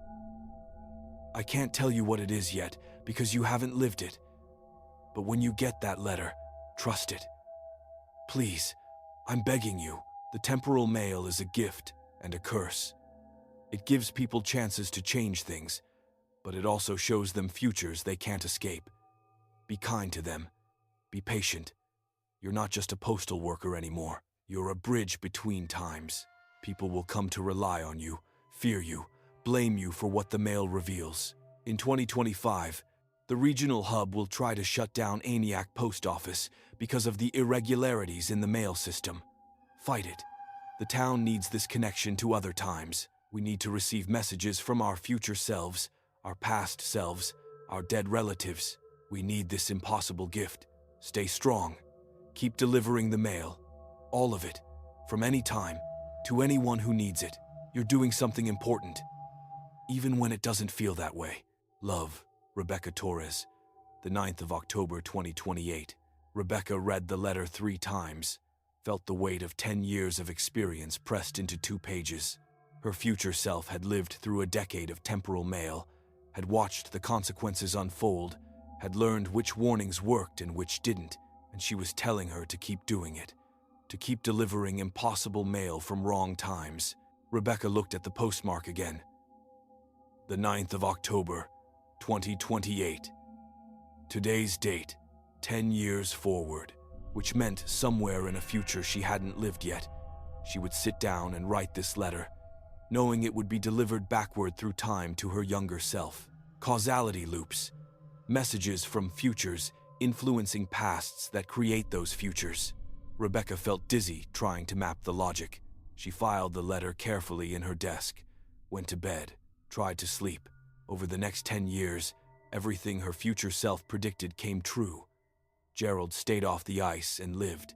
Stephanie evacuated and saved her daughter from the fever. Thomas declined the Bethel job and met his wife exactly as the future letter had described. The temporal mail continued, arriving every few months, mixed in with regular deliveries.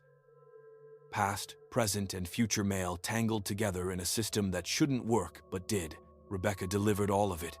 Watched people receive messages from the dead, warnings from the future, glimpses of lives they hadn't lived yet. Sometimes the warnings worked, sometimes they didn't. Sometimes people changed their futures, sometimes the futures changed them. In March 2023, Rebecca received the letter her future self had mentioned a warning about her mother's stroke, specific date and time, instructions on what to do. Rebecca followed the instructions, saved her mother's life, watched the timeline shift slightly, accommodating the change. In 2025, the regional hub tried to shut down Aniak Post Office. Rebecca fought. The town fought. They won. The post office stayed open, kept processing temporal mail alongside regular deliveries. In 2028, on October 9th, Rebecca sat down at her desk and wrote a letter to her past self, dated it, signed it, put it in the outgoing mail bin. She didn't know exactly how it would reach her younger self. The temporal mechanics remained mysterious, but she knew it would arrive on the right day, at the right time, in Mark's plane in a compartment he never used. She'd received the letter 10 years ago. Now she was writing it. The loop closed. Rebecca kept working, kept delivering mail from all times. She's 54 now, been the Aniak postmaster for 13 years. She knows things about her town's future that nobody else knows. She's delivered the warnings, seen the predictions, watched timelines shift and hold and change based on temporal information. Sometimes people ask her how it works, how mail can come from different times. She never has a good answer. Something about flight paths and atmospheric conditions and magnetic anomalies, the scientists say. But Rebecca thinks it's simpler than that. Alaska is a place at the edge of things, the edge of the continent, the edge of civilization, the edge of what's possible. And edges are thin, borders are permeable. Sometimes things slip through past into present, future into past, all times mixing together in a place remote enough and strange enough to allow it. The mail keeps coming. Not every delivery, just sometimes, just enough. People in Aniak have learned to check their P.O. boxes carefully, to look at postmarks, to understand that some messages come from times that aren't now. They've learned to trust the temporal mail, even when it doesn't make sense. To follow warnings from their future selves, even when it requires impossible faith. To accept messages from dead relatives as gifts rather than impossibilities. And Rebecca keeps delivering it all. Every letter, every package, every postcard, from times that shouldn't be accessible. She's the bridge, the connection, The person who makes sure messages reach their recipients regardless of when they were sent. If you ever visit Aniak, check the post office. Look at the bulletin board where Rebecca posts notices. There's a small sign, handwritten, that says, "All mail delivered regardless of postmark date. We serve all times here." Most people assume it's a joke, a quirky rural Alaska sense of humor. But if you're a resident, if you have a P.O. box, if you've been there long enough, you'll know the truth. The mail in Aniak comes from everywhere, and everywhen, and Rebecca Torres delivers it all. Past, present, future, the Postal Service serves them all. Neither snow nor rain, nor heat nor gloom of night, nor temporal anomalies. The mail always gets through. Eventually, sometimes decades late, sometimes decades early, but always exactly when you need it most.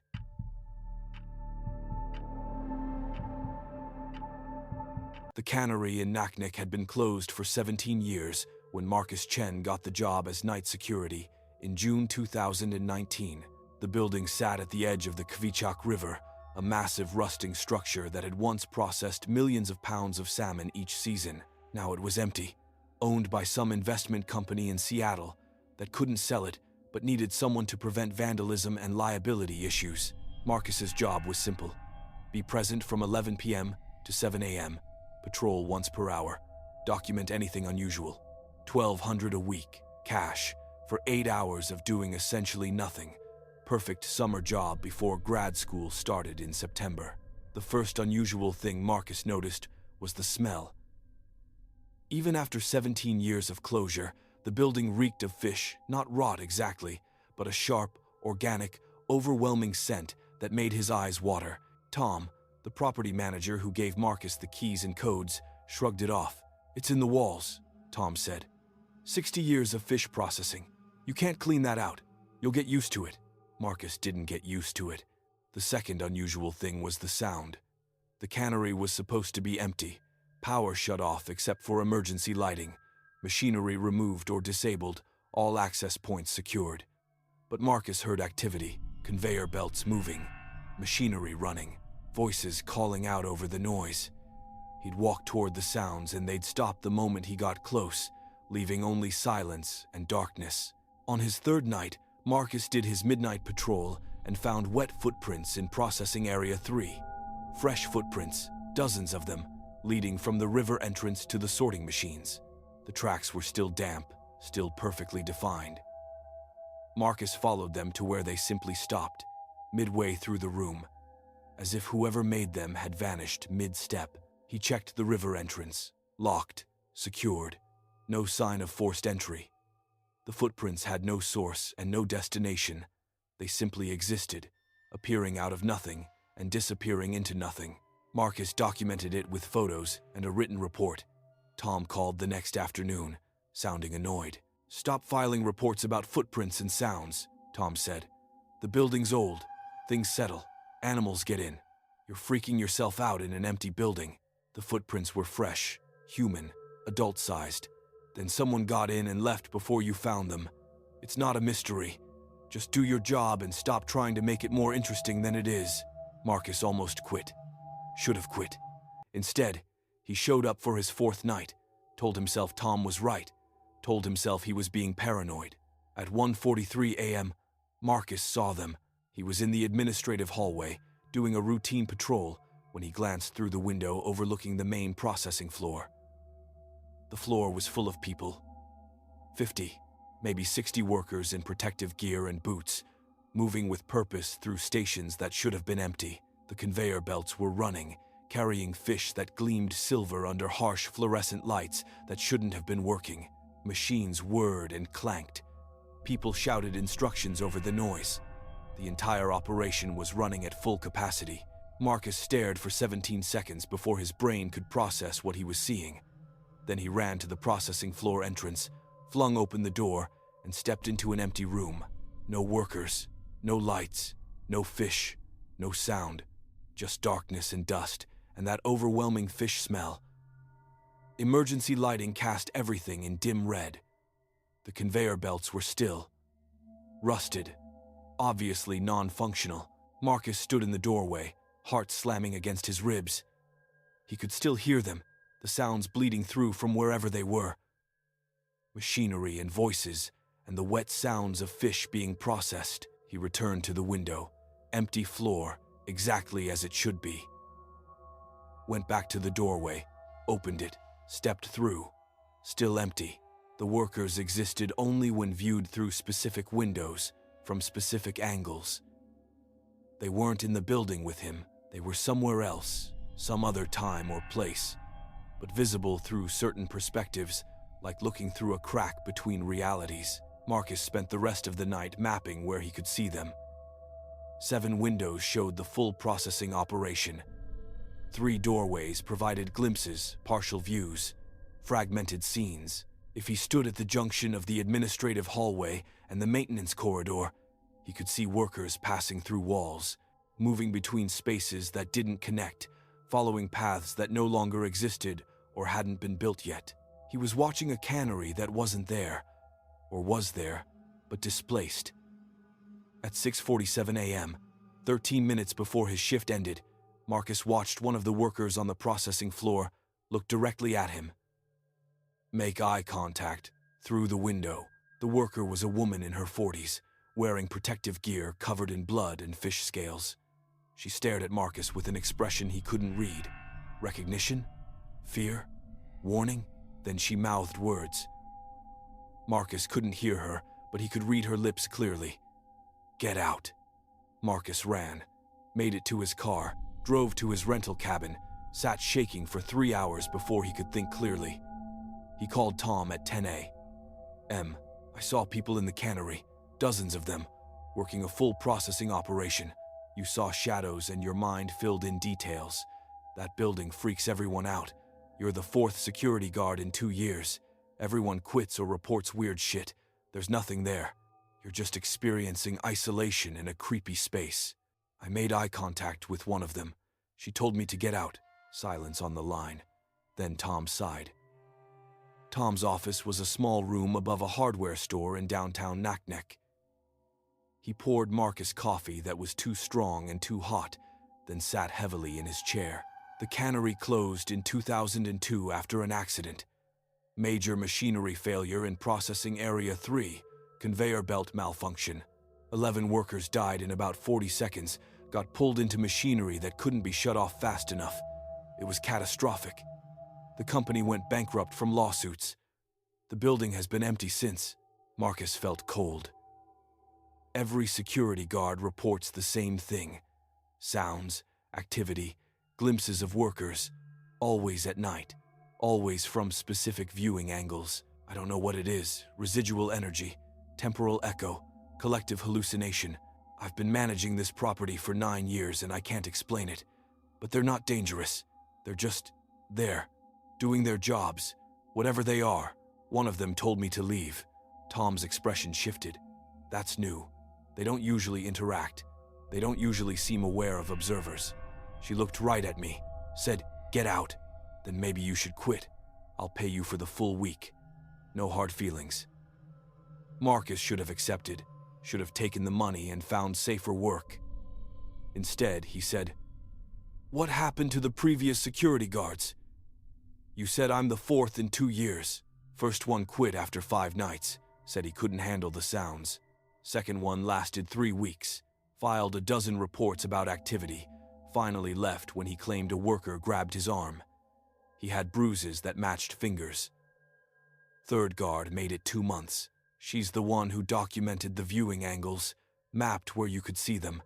She was taking photographs to prove what she was seeing. Then one night, she went into processing area 3, the accident site, and she changed. When she came out, she was different. Quiet, distant. She finished her shift, then quit, then moved to Florida, and won't return calls. I don't know what she saw in there.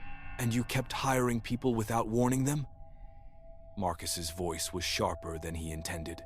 "Would you have taken the job if I'd told you the building is haunted by dead workers?" "No.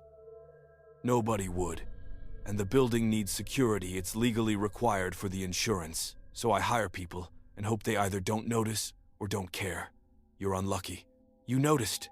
Marcus left Tom's office and drove to the library. Looked up the accident on microfiche, the Naknek Chronicle, the 19th of July, 2002. Front page coverage. 11 dead. Machinery malfunction. Investigation revealed faulty wiring and ignored safety protocols. The article included a list of victims' names. One name stood out. Patricia Flores, 43 years old, married, mother of 2. Marcus pulled up the accompanying photograph. It was the woman who told him to get out. Marcus didn't sleep that day. At 10:47 p.m., he drove back to the cannery, stood in the parking lot, staring at the massive dark building. Every rational instinct said leave. Every rational thought said Tom was right. The previous guards were right. Something was wrong in that building, beyond normal security work. Marcus went inside anyway. He needed to understand, needed to know what the workers were, why Patricia Flores had warned him, what had happened to the 3rd security guard in processing area 3. The building felt different at night, more oppressive, more present, like something sleeping that was slowly waking. Marcus went to the window overlooking the main floor. The workers were there, full operation running, exactly as he'd seen the previous night. He watched them for 20 minutes, studying their movements, their interactions, their complete oblivion to his observation. Then Patricia Flores looked up again, made direct eye contact, shook her head slowly, pointed toward the exit, mouthed the words, "You can't help us. Leave." Marcus pressed his hand against the window. Patricia flinched, like she'd felt the contact through whatever separated them. She walked closer, moving through the processing floor toward him, passing through machinery and workers like they weren't there. When she reached the spot directly below the window, she looked up at him with an expression of profound sadness. "We're stuck," she said. "Trapped in our last shift. We die every night at 2:37 a.m. and reset at 11 p.m. when you arrive. Over and over. 17 years. We can't stop working. Can't leave. We're not alive, but we're not gone. We're somewhere in between. And it hurts. It hurts so much to die every night and wake up and do it again." Marcus found his voice. Patricia shook her head. "You can't. We've tried communicating with security guards before. 3 have come into processing area 3 to help us. They don't come back out the same. The accident site is the anchor point where we're strongest, where the boundary is thinnest. If you cross into our space, you risk getting stuck too, trapped in the loop with us." "Then what do I do?" Marcus asked, pressing both hands against the window. "I can't just watch you suffer. Stop sending guards. Tell Tom to leave this building empty. Let us fade. Maybe if nobody observes us, we'll finally dissipate. Maybe observation is what keeps us here, keeps the loop running. We need to be forgotten." Patricia stepped back. Behind her, the machinery suddenly screamed a horrible metallic shrieking. Workers panicked, running toward exits that didn't open. The conveyor belt in processing area 3 jerked violently. People fell, got caught in machinery. Marcus watched 11 people die in chaos and terror and impossible speed. The carnage lasted 40 seconds, then silence. Then at 2:38 a.m., the bodies faded, the blood disappeared, the machinery reset. At 2:39 a.m., the workers reappeared, whole and alive, starting their shift again from the beginning as if nothing had happened.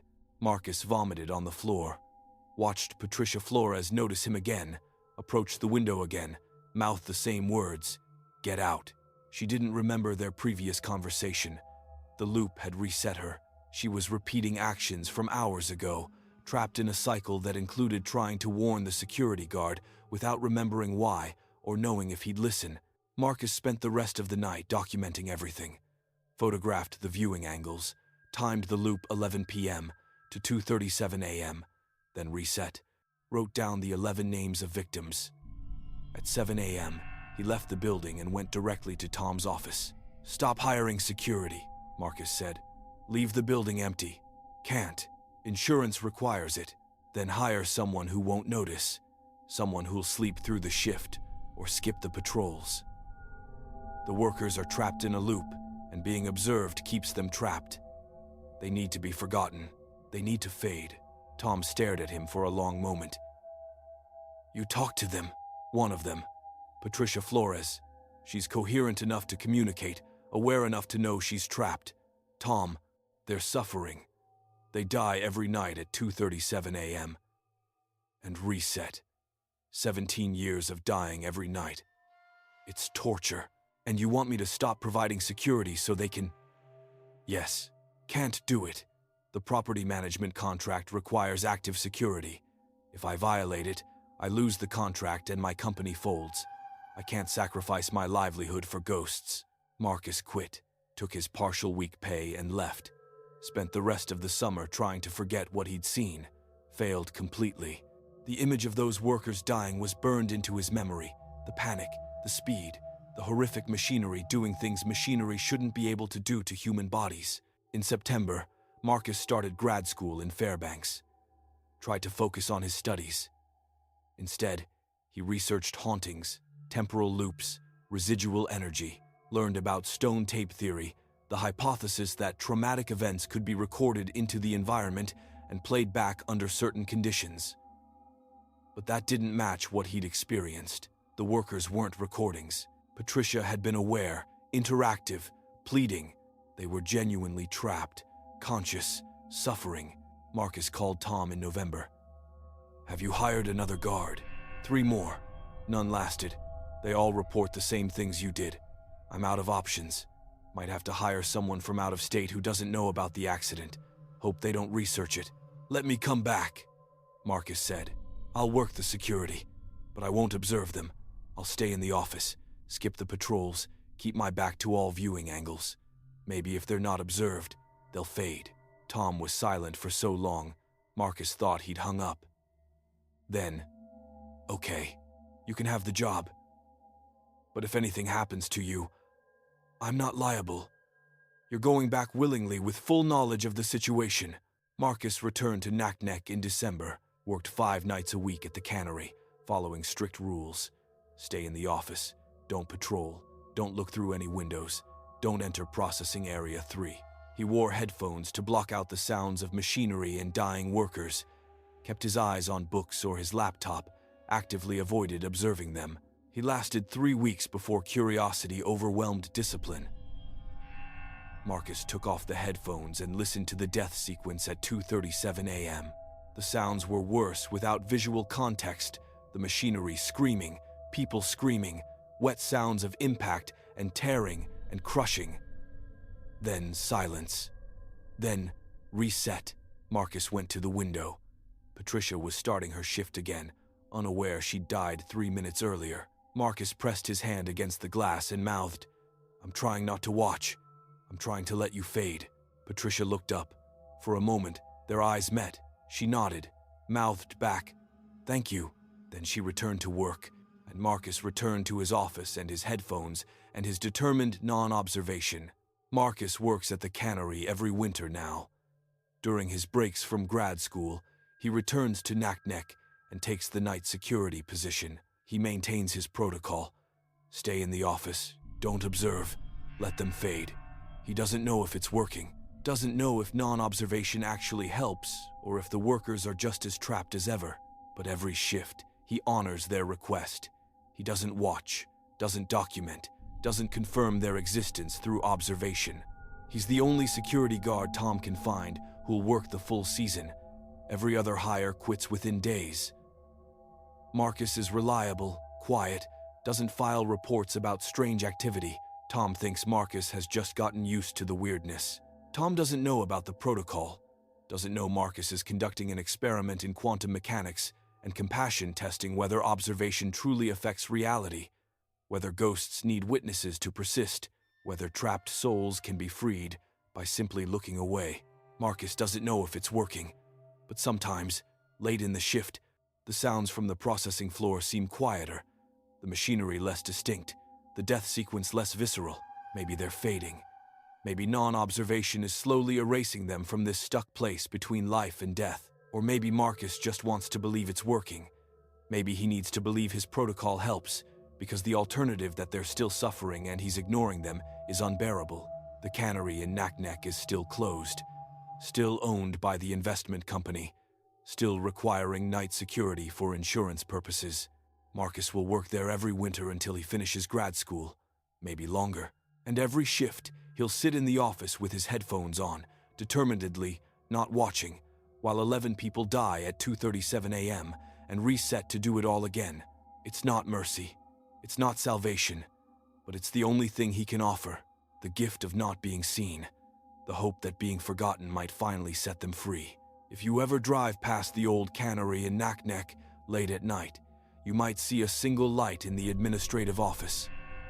That's Marcus, sitting with his back to the windows, not watching what happens in Processing Area 3, not confirming their existence, not observing their suffering, not bearing witness to their loop, just present, just looking away, just hoping that absence of attention is the key to their release. The workers are still there, still dying every night, still resetting, still trapped, but maybe, slowly, they're fading, becoming less solid, less persistent, less present, maybe.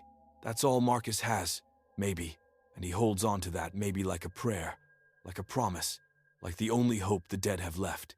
Look away, let them fade, set them free through forgetting. It's all he can do. It might not be enough, but he keeps doing it anyway. Every winter, every shift, every night, looking away while they die, again and again and again, hoping this time, finally, they won't reset, they'll just end and find whatever peace exists beyond the loop.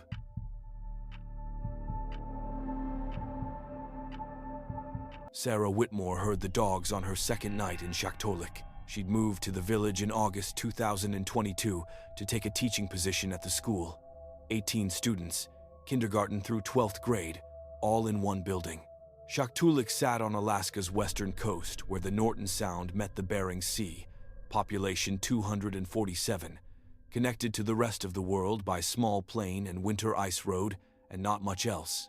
The dogs started howling at 11:52 p.m. Sarah counted 17 distinct voices, maybe more, that layered, echoing sound that sled dogs made when they sang together. Except Shaktoolik didn't have sled dog teams anymore. The village had transitioned to snow machines decades ago. A few families kept 1 or 2 dogs as pets, but nothing that would explain the massive chorus Sarah heard. She looked out her window. Her small house sat at the edge of the village, facing the beach and the dark water beyond. No dogs visible, just moonlight on snow and the endless flat horizon.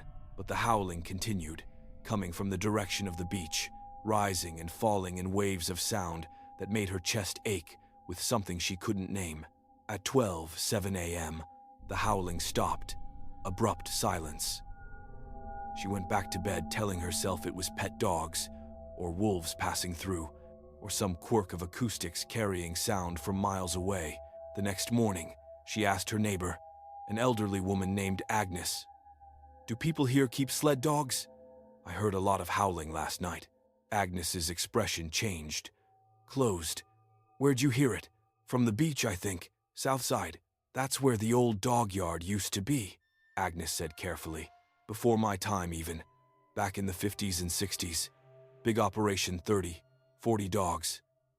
Provided mail service, hunting transportation, everything before snow machines. The yard's been gone for 50 years. Just empty beach now. So what was I hearing?" Agnes looked at Sarah for a long moment. "The past, maybe. Sound travels strange here. Sometimes the wind brings back old noises, replays them like recordings. You'll hear all kinds of things in Shaktoolik if you listen long enough. Best not to pay too much attention." Sarah tried to follow that advice. But the howling came every night at the same time, 11:52 p.m. to 12:07 a.m. 15 minutes exactly. Always 17 or more voices, always from the direction of the beach. After a week, Sarah walked down to the old dog yard location during daylight, found nothing but empty snow, driftwood, and ice. No structures, no remnants. No indication that dogs had ever been kept there. But that night, at 11:52 p.m., Sarah heard them again. And this time, she noticed something she'd missed before. The dogs were communicating something, their voices rising and falling in sequences that felt almost like language. Sarah started recording the howling. 17 nights of audio, 15 minutes per night. She played them back during the day, listening carefully, trying to identify patterns. On the 24th night, she noticed one voice that sounded different, not quite like a dog, almost human, almost like someone screaming in harmony with the dogs. Their voice layered into the chorus so perfectly it was nearly indistinguishable. Sarah isolated that one voice, enhanced it, filtered out the dog howls. What remained made her blood crystallize. "Help us, still here. Can't leave. Help us," over and over. Buried in the howling, a human voice begging for help.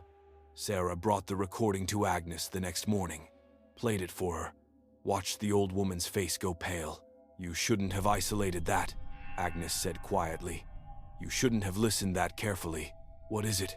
Who's asking for help?" Agnes was silent for a full minute. Then, 1963, February. The mail run.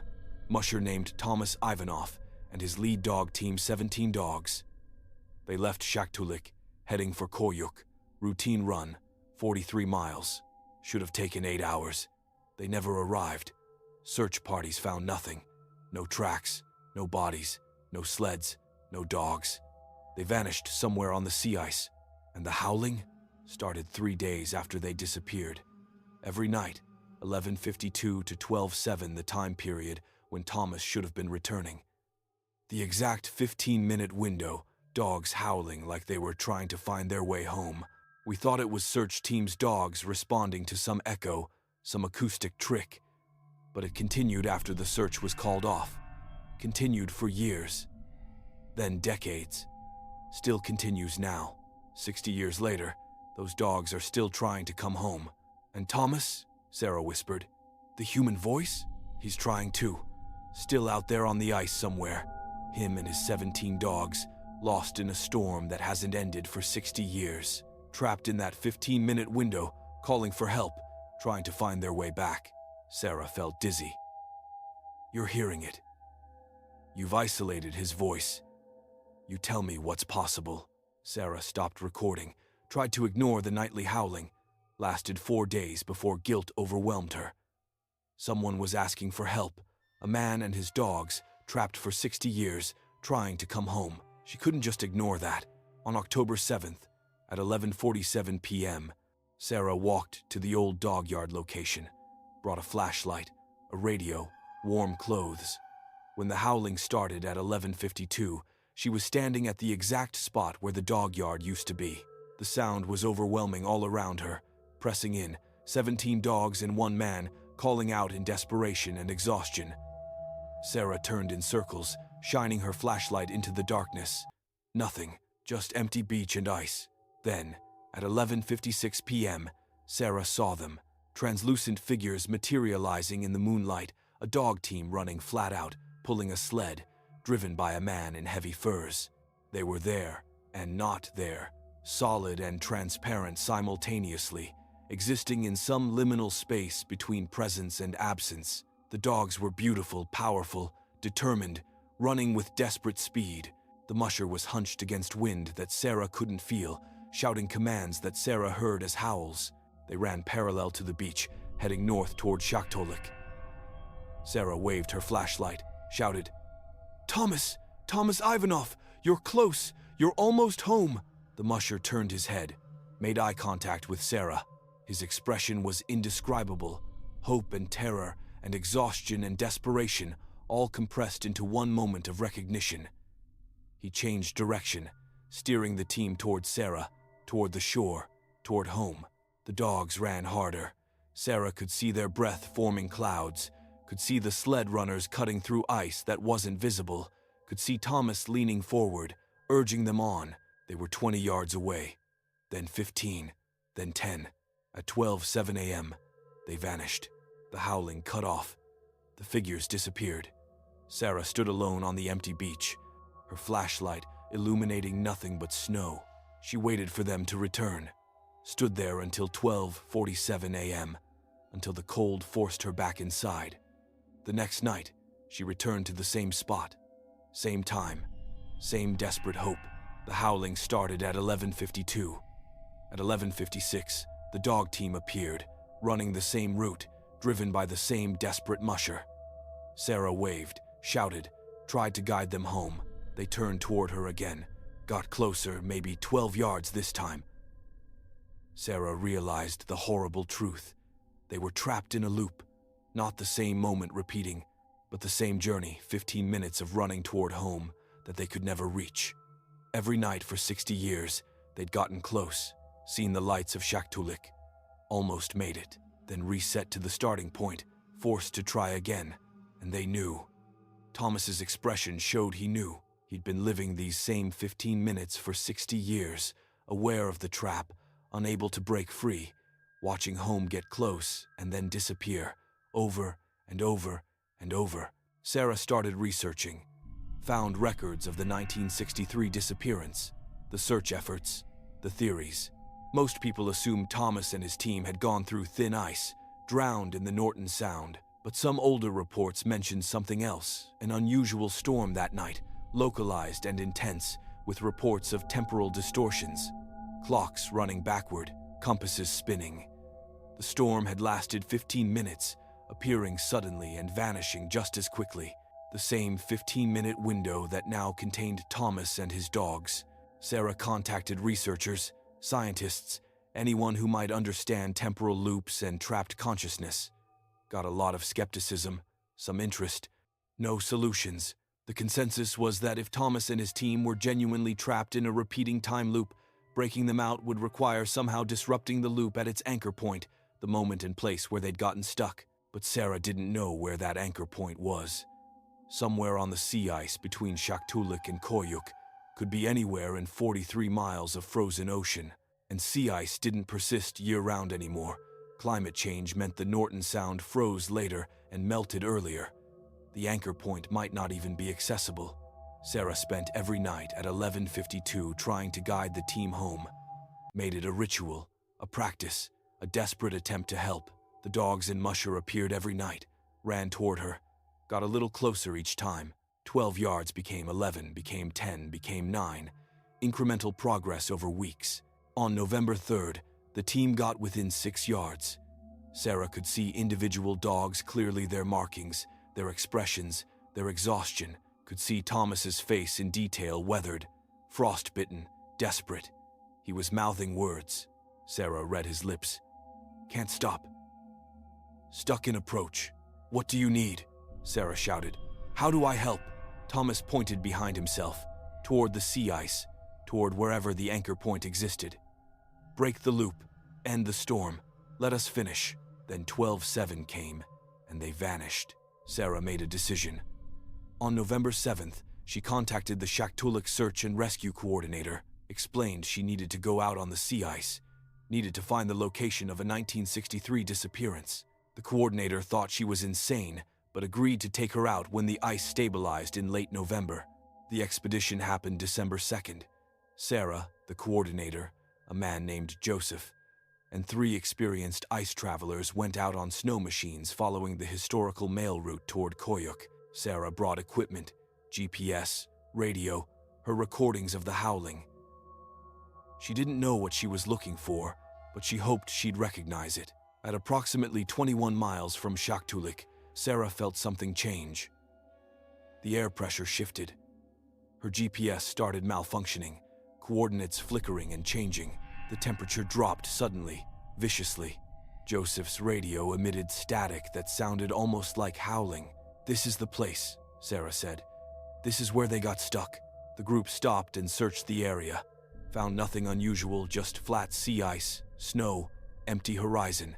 But Sarah could feel it, a wrongness in the air, a sense that time was moving strangely, like they were standing at the edge of something bent and broken. At 11:52 a.m., same time as the nightly howling, but during daylight Sarah heard them. The dog team and Thomas, their sounds echoing across the ice. Joseph heard it too. All 5 members of the expedition heard it. The howling was real, was present, was happening right there in that specific location. We need to disrupt this, Sarah said. Break whatever is keeping them here. How? Joseph asked. Sarah didn't know. They tried everything, driving snow machines in patterns to disturb the ice, playing the recordings back at high volume, using radios to broadcast on multiple frequencies. Nothing worked. The howling continued, present but sourceless, trapped in some temporal bubble they couldn't access. At 12:07, the howling stopped. The air pressure normalized. The GPS started working again. Whatever had been present was gone, reset to wait until the next cycle. Sarah's group returned to Shaktoolik with no solutions.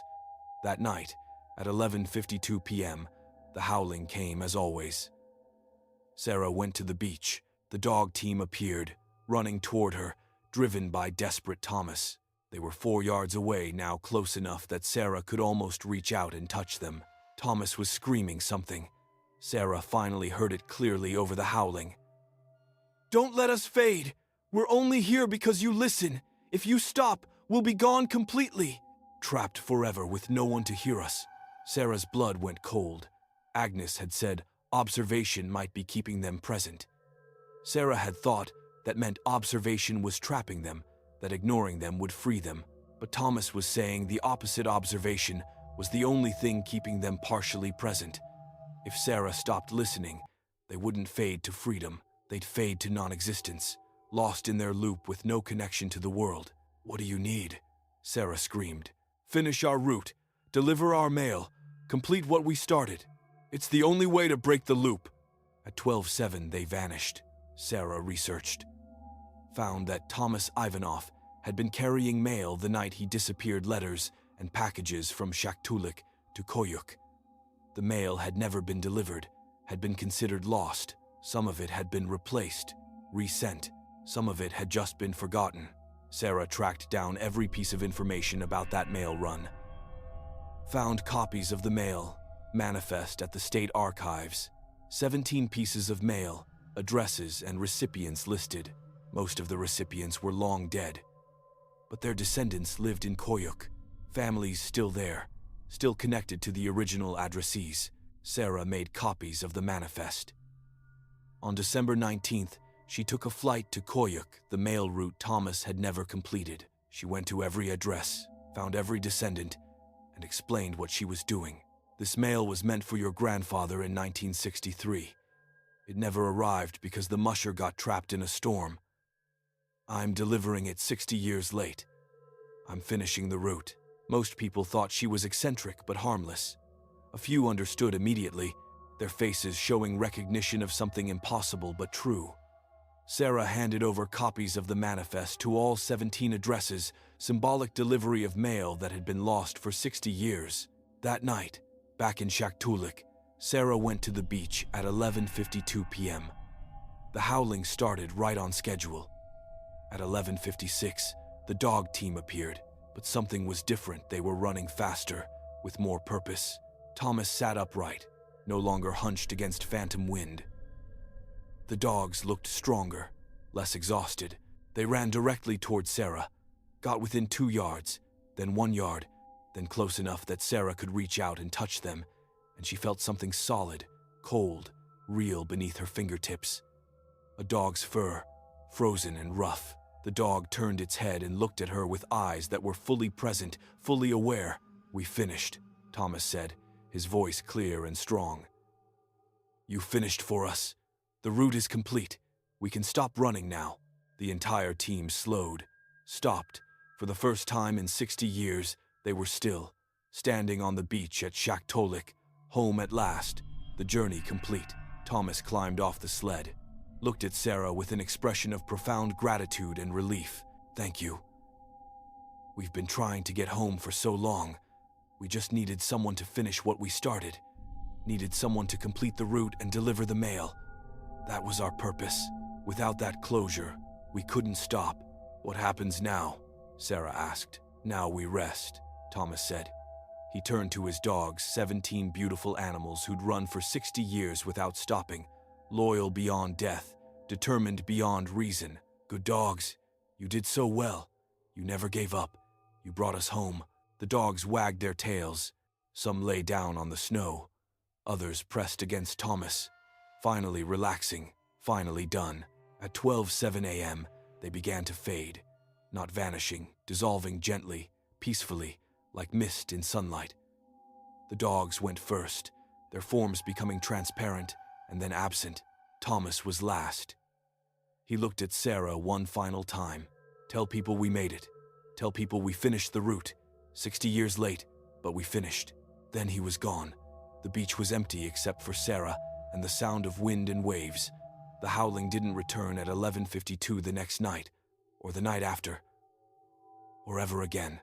Sarah stayed in Shaktoolik for 3 more years, taught her students, became part of the community, built a life in the small village at the edge of the Bering Sea. She never heard the dogs again, but sometimes, late at night, she thought about Thomas Ivanov and his team, how they'd run for 60 years on loyalty and determination and purpose, how they'd needed someone to complete their journey, to honor their service, to acknowledge that what they'd been trying to do mattered. She told the story to anyone who'd listen, made sure people knew that Thomas and his 17 dogs had finished their route eventually, made sure the mail carrier service was remembered and honored. In 2025, the village of Shaktoolik erected a small monument at the old dog yard location, a stone marker with 17 dog names and 1 musher name. The plaque read, "Thomas Ivanov and his team. Lost February 1963. Found December 2022. They finished their route." Sarah left Shaktoolik in 2025 to take a position in Fairbanks. But she returns every February, on the anniversary of Thomas's disappearance, stands at the monument, listens to the silence where howling used to be. It's a peaceful silence, not the absence of trapped souls, but the quiet of completion, of rest, of a job finally done. If you visit Shaktoolik and see the monument, take a moment. Remember that mail service in rural Alaska was once done by dog teams, by mushers who risked everything to connect isolated communities. Remember that some of them got lost in storms and ice. Remember that loyalty persists beyond death, that purpose can sustain consciousness even when everything else is gone. And remember that sometimes the only way to free the trapped is to help them finish what they started. Thomas Ivanov delivered the mail for 60 years, running through an eternal storm, never reaching home, until someone gave him permission to stop, to rest, to be done. The dogs don't howl anymore. They're home. They're resting. They've earned it.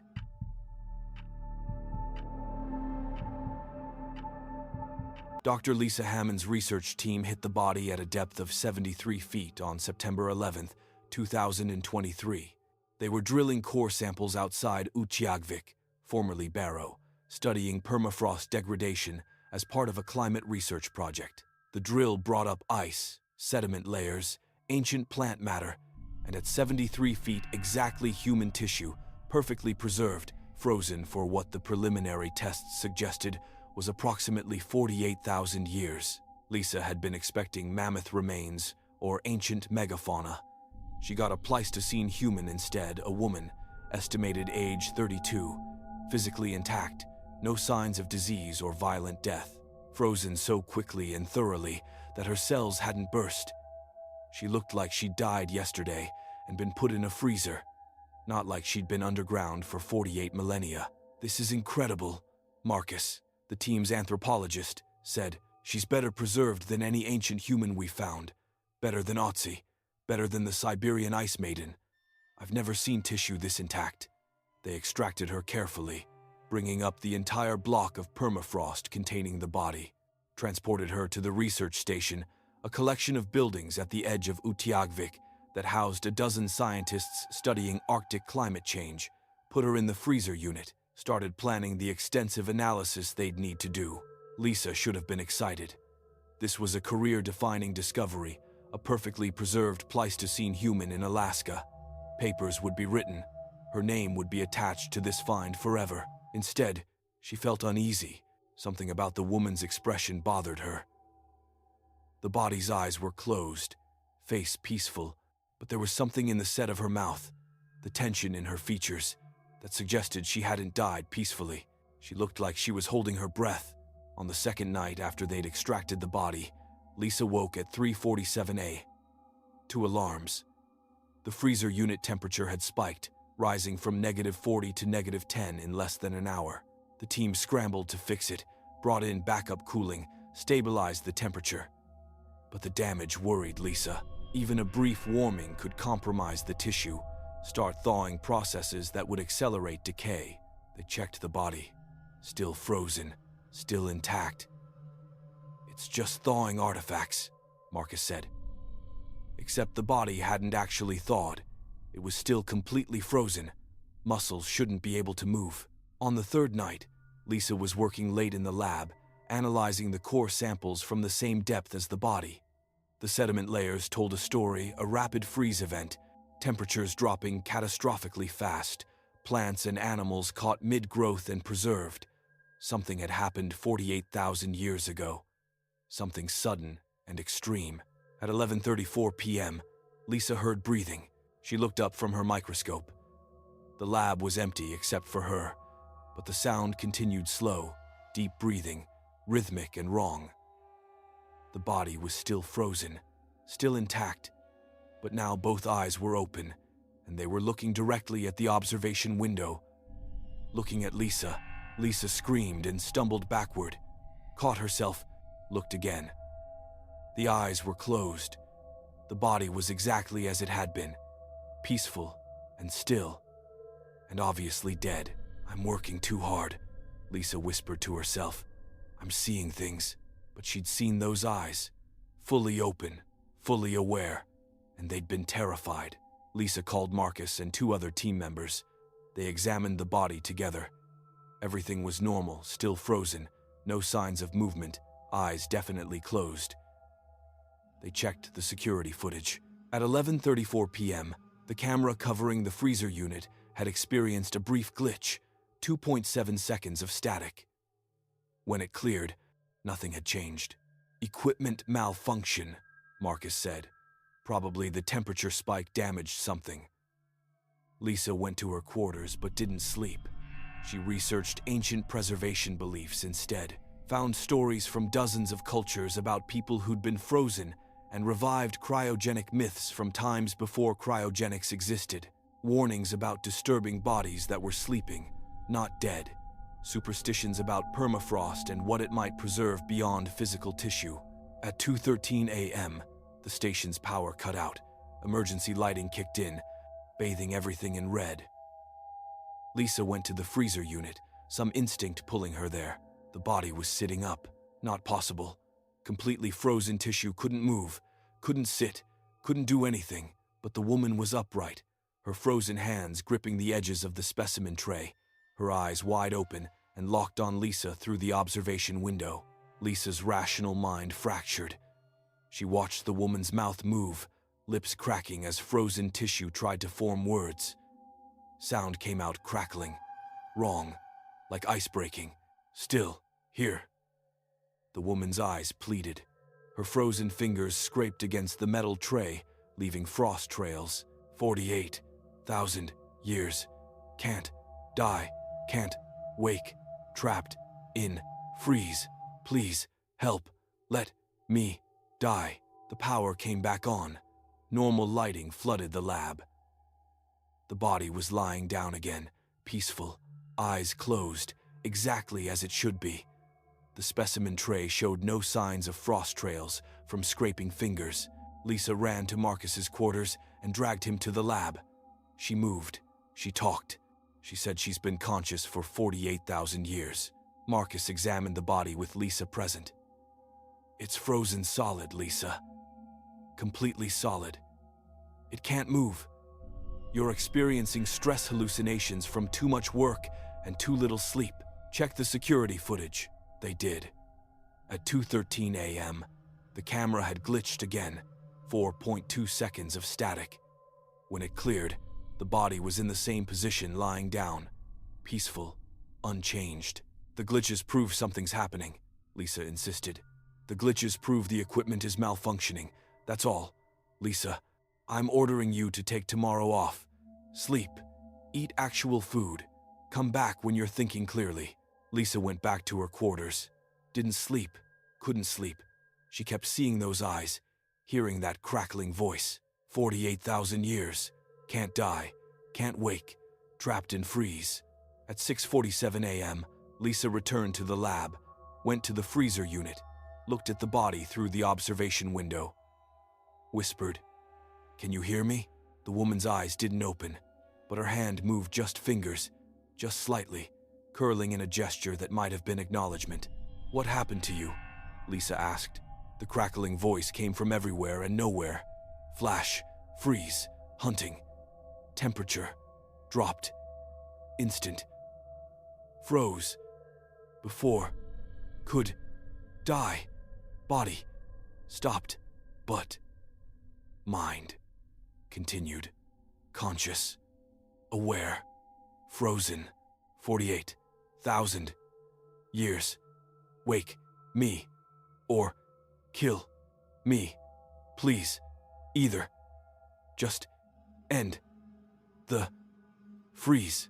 If I thaw you, you'll die. The cellular damage. Want to die. Better than this. Aware. But stopped. Feeling. But frozen. Thinking. But trapped. 48,000 years. No. Time. Passing. Eternal. Now. Eternal. Cold. Eternal. Consciousness. Please. Lisa's hands shook. I can't. You're an important discovery. You belong to science. I belong to death. Should have died 48,000 years ago. You're keeping me from rest. Please, please, please. The fingers curled again, more desperately.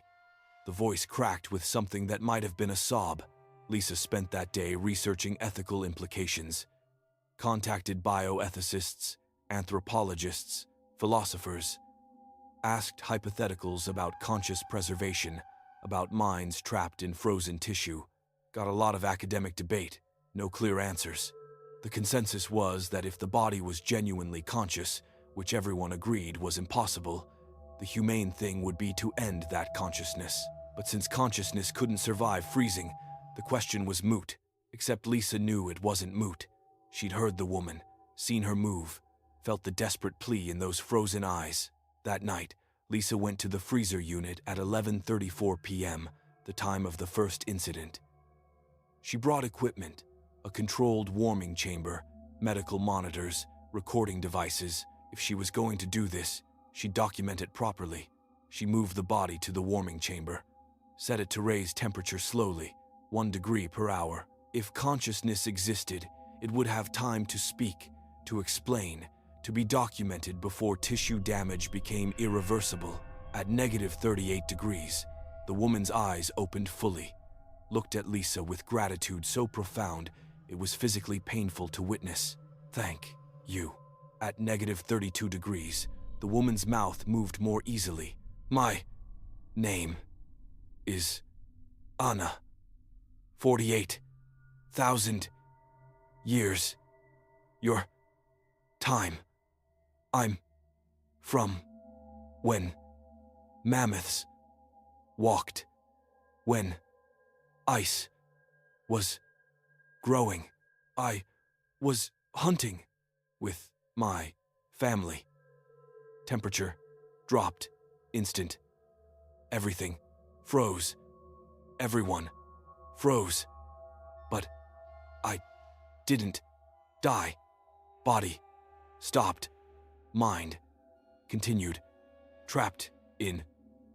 Aware of nothing but cold and dark and time not passing.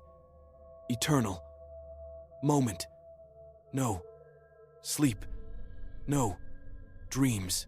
Just consciousness.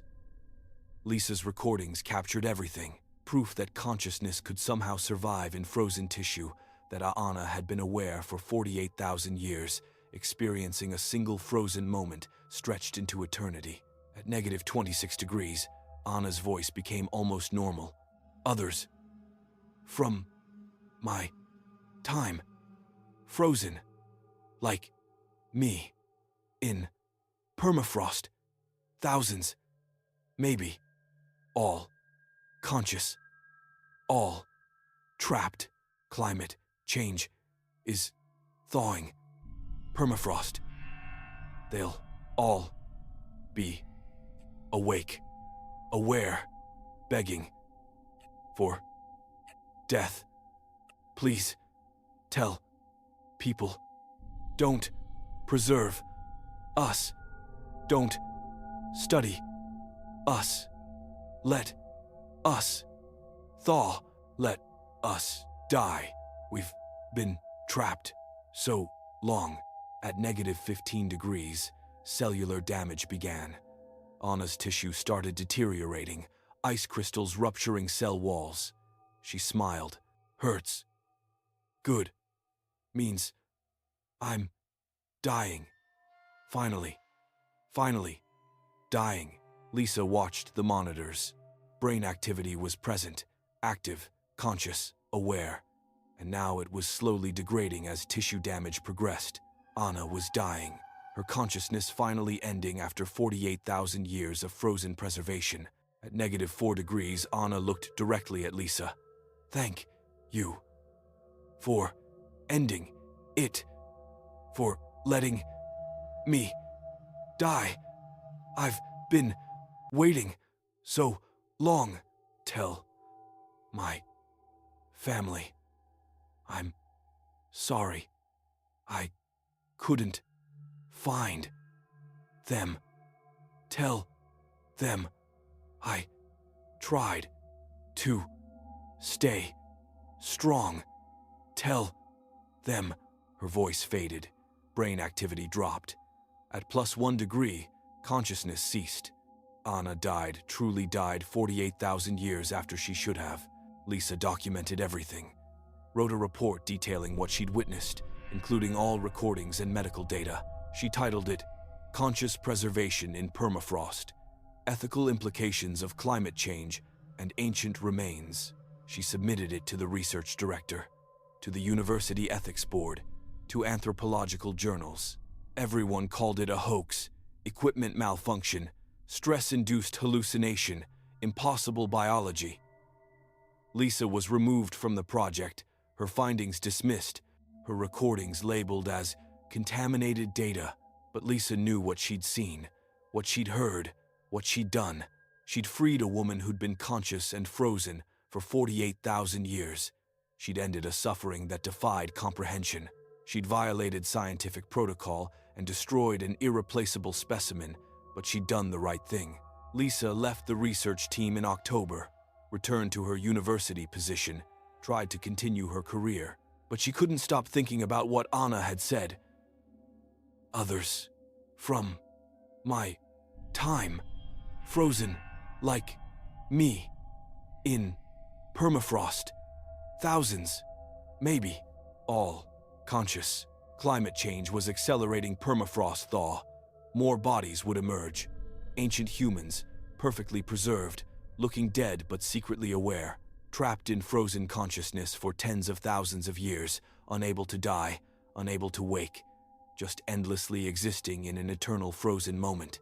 And scientists would find them, study them, preserve them in freezers, keeping them trapped even longer. Lisa started a campaign, published articles, gave talks, contacted researchers working in permafrost regions. Her message was simple. If you find preserved human remains, let them thaw. Don't freeze them further. Let them die if they're somehow still conscious. Don't preserve suffering. Most people dismissed her as the scientist who'd had a breakdown in the Arctic.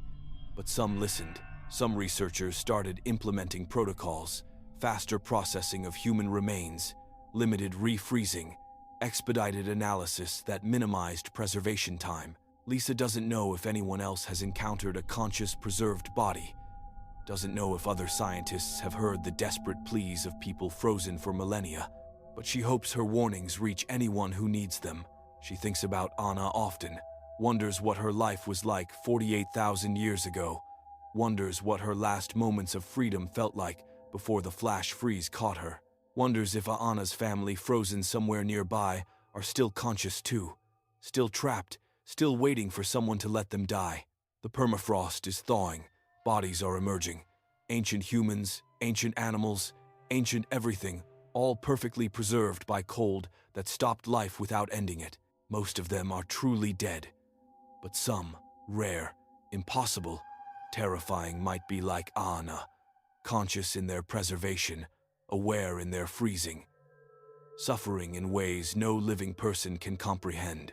If you work in Arctic research, if you study ancient remains, if you find a body that's too perfectly preserved, too intact, too peaceful, check carefully. Look for signs of consciousness. Watch for movement in frozen tissue.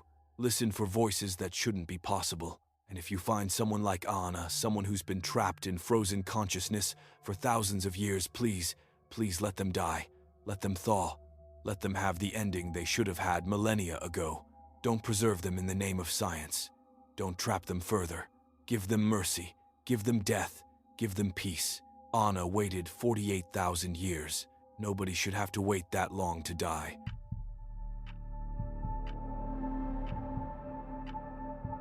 Mitchell Graham was on day 4 of his Inside Passage tour when the ship picked up the extra passenger.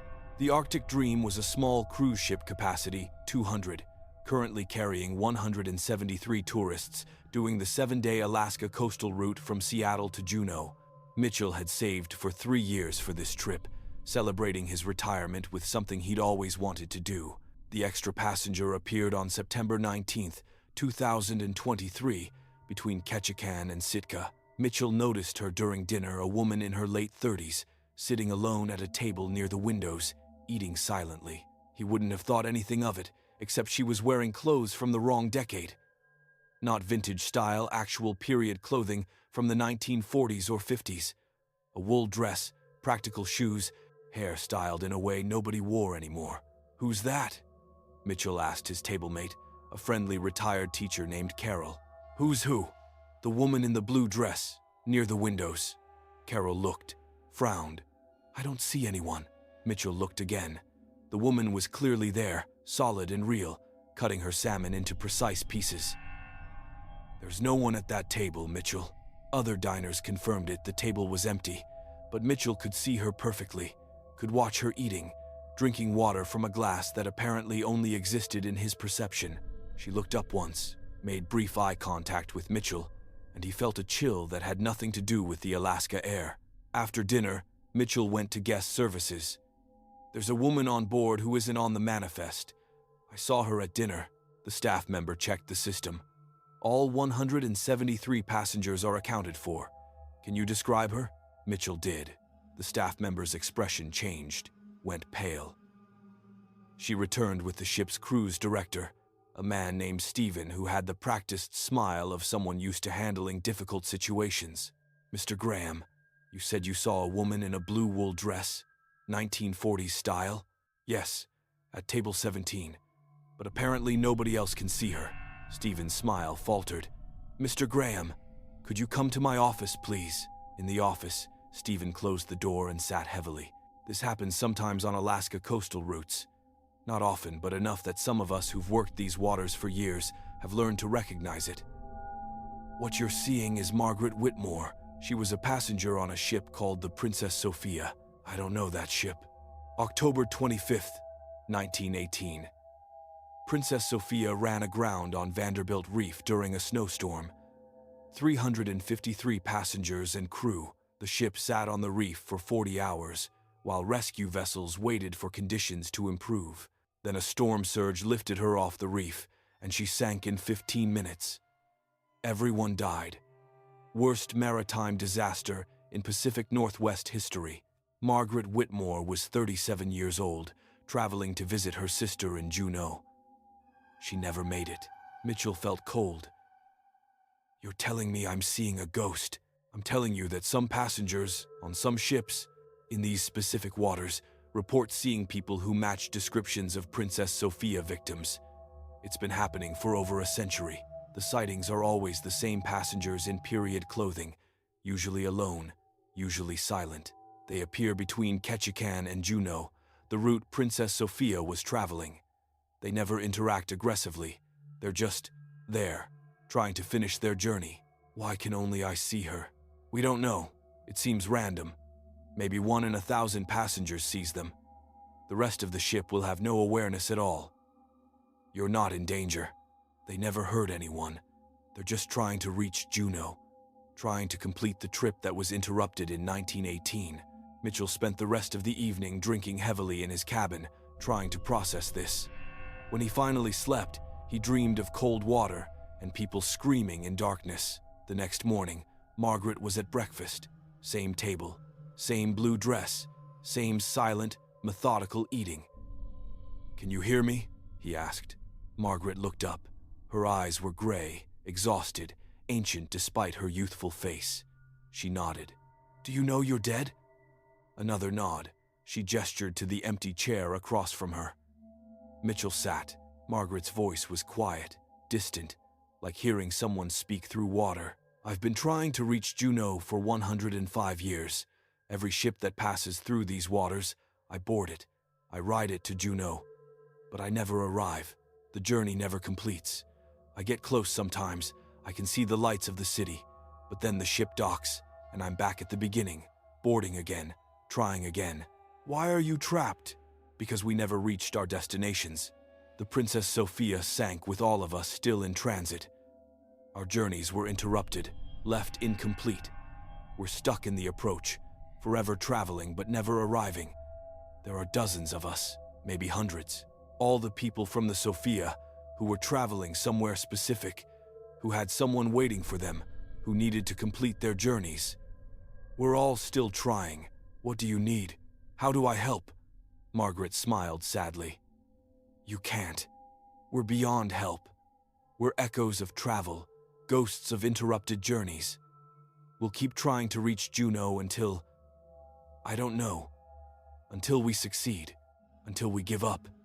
Until the memories of us fade completely and we fade with them. There must be something. Just see me," Margaret said. "Acknowledge I'm here. Most people can't. Most people move through their vacations, completely unaware that we're traveling with them, desperately hoping this will be the journey that finally completes. You can see me.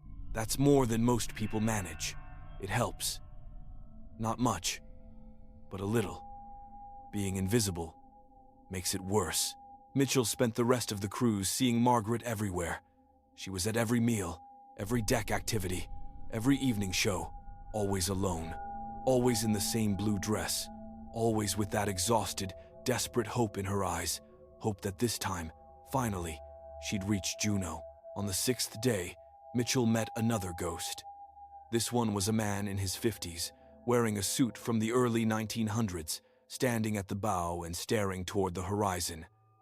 Mitchell approached him. "Princess Sophia?" The man nodded. "Harold Chen.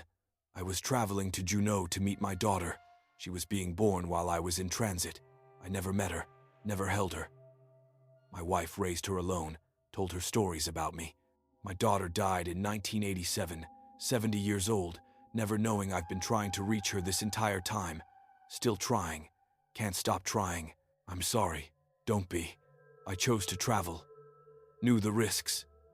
Alaska waters in October are dangerous, always have been. But I had to get to Juneau, had to meet my daughter. That needed survived death, survived a century. Still drives me to board every ship, ride every route, hope this time I'll make it." Mitchell saw 17 ghosts total by the end of the cruise, all from the Princess Sophia, all trapped in eternal travel, forever approaching Juneau but never arriving. They were from different eras of clothing, different ages, different backgrounds, united only by their incomplete journeys and their desperate persistence. On the final morning, as the Arctic Dream approached Juneau, Mitchell stood at the rail with Margaret. "We're almost there. Can you feel it?" "I always feel it," Margaret said. "The hope, the certainty that this time will be different, that this journey will complete. And then we dock, and I'm back at the beginning, and I have to try again. I've experienced this hope thousands of times. It never stops hurting when it fails." The ship docked at 9:47 a. Mitchell watched Margaret's face as Juno came into full view. The buildings, the docks, the mountains. She was crying. I can see my sister's house from here. She died in 1973, but I can still see the house she was living in when I was traveling to meet her. Can still remember how excited I was. We hadn't seen each other in 4 years. I had so much to tell her, so much life still to live. The gangplank extended. Passengers began disembarking. Mitchell turned to Margaret. Come with me. Walk off the ship. Maybe if you physically step onto Juno, the journey will complete. Maybe you just need to actually arrive. Margaret looked terrified. I've never tried. I always just fade when the ship docks. Return to the beginning. I've never attempted to disembark. Try now. I'll walk with you. Mitchell extended his hand. Margaret stared at it for a long moment, then took it. Her hand was cold, insubstantial, but present. Together they walked toward the gangplank. Other passengers moved around them, completely unaware of Margaret's presence. A few gave Mitchell strange looks. He was holding hands with empty air, talking to nothing. He didn't care. They reached the gangplank. Margaret hesitated. I'm afraid, she whispered. What if this doesn't work? What if trying makes it worse somehow? What if it does work? Mitchell countered. What if all you ever needed to do was try? Margaret took a breath she didn't need and stepped onto the gangplank. Mitchell walked beside her, holding her hand, feeling it become slightly more solid with each step. They descended together, 17 steps from ship to dock. Margaret's foot touched the Juno dock at 10:03 a.m. on September 23, 2023, 105 years, 10 months, and 29 days after she was supposed to arrive. She gasped, looked around in wonder. I'm here. I'm actually here. I'm standing in Juno. The journey is complete. I made it. Her form became more solid, more present. Color returned to her face. The exhaustion in her eyes eased. She looked at Mitchell with joy so profound it was transcendent. Thank you. Thank you for seeing me. Thank you for helping me take the final step. I've been too afraid to try for over a century. Kept hoping the journey would complete itself. Kept waiting for some external change. All I needed was courage and someone to walk with me. Margaret let go of Mitchell's hand, looked toward the city. I need to find my sister's house. I know she's gone. I know it's been a century. But I need to complete what I started. Need to make the visit I intended. Maybe then I can rest. She walked into Juno, her form gradually fading as she moved away from the dock, becoming translucent, then invisible. But Mitchell could feel that she was different now, not trapped, not desperate, but free to finally complete her journey. Mitchell spent his day in Juno thinking about the other 17 ghosts he'd seen. Harold Chen trying to meet his daughter who died decades ago. The others trapped in eternal approach, forever traveling but never arriving. Before the ship departed that evening, Mitchell went to the dock and waited. At 6:47 p.m., he saw them translucent figures boarding the Arctic Dream, taking their positions for another attempt at reaching Juno. Harold Chen was among them. Mitchell approached him. Harold, you need to try walking off the ship. Margaret did it. She made it to Juno. She's free. Harold stared at him. Margaret Whitmore? She actually made it off? This morning, I walked with her. You just need to try. You need to take the final step yourself, instead of waiting for the journey to complete automatically. Harold's face showed a century of hope and fear warring. What if it doesn't work for me? What if only she could do it? What if it does work? What if you can finally meet your daughter's spirit, or at least stand where she lived? Complete what you started. Harold said nothing. The ship departed at 7 p.m., beginning its return journey. Mitchell watched Harold standing at the bow, staring back at Juno's receding lights. Mitchell didn't sleep that night. At 3:34 a.m., there was a knock on his cabin door. He opened it to find Harold standing there, looking more solid than he'd ever been. I jumped, Harold said. When we were half a mile out, I jumped off the ship, swam to shore. It took hours. I don't get tired, don't need to breathe, but the water resisted me like I was fighting currents from different times. But I made it. I touched Juno's shore at 2 a.m. The journey completed. I'm free. Then why are you back on the ship? Harold smiled. I'm not. Not really. This is just a projection, a message I'm leaving for you. I wanted to say thank you, and to tell you, there are others, hundreds of ghosts on Alaska ships, all trapped in interrupted journeys. You can see them, you can help them, walk with them, give them courage to take the final step. They've been waiting for over a century for someone who could see them and help them complete their journeys. Harold faded. Mitchell stood in his doorway, understanding settling over him like cold water. He'd retired to travel, to see Alaska, to have adventures, helping them find courage to take the final steps they'd been too afraid to try. Mitchell extended his Alaska trip, booked another cruise, and another, spent the next 3 months traveling the Inside Passage route repeatedly, seeing ghosts on every ship, helping them disembark in the cities they'd been trying to reach for decades. Some had been dead since the Princess Sophia, others from different shipwrecks, different disasters, all trapped in eternal travel, forever approaching destinations but never arriving, afraid to take the final step that would complete their journeys.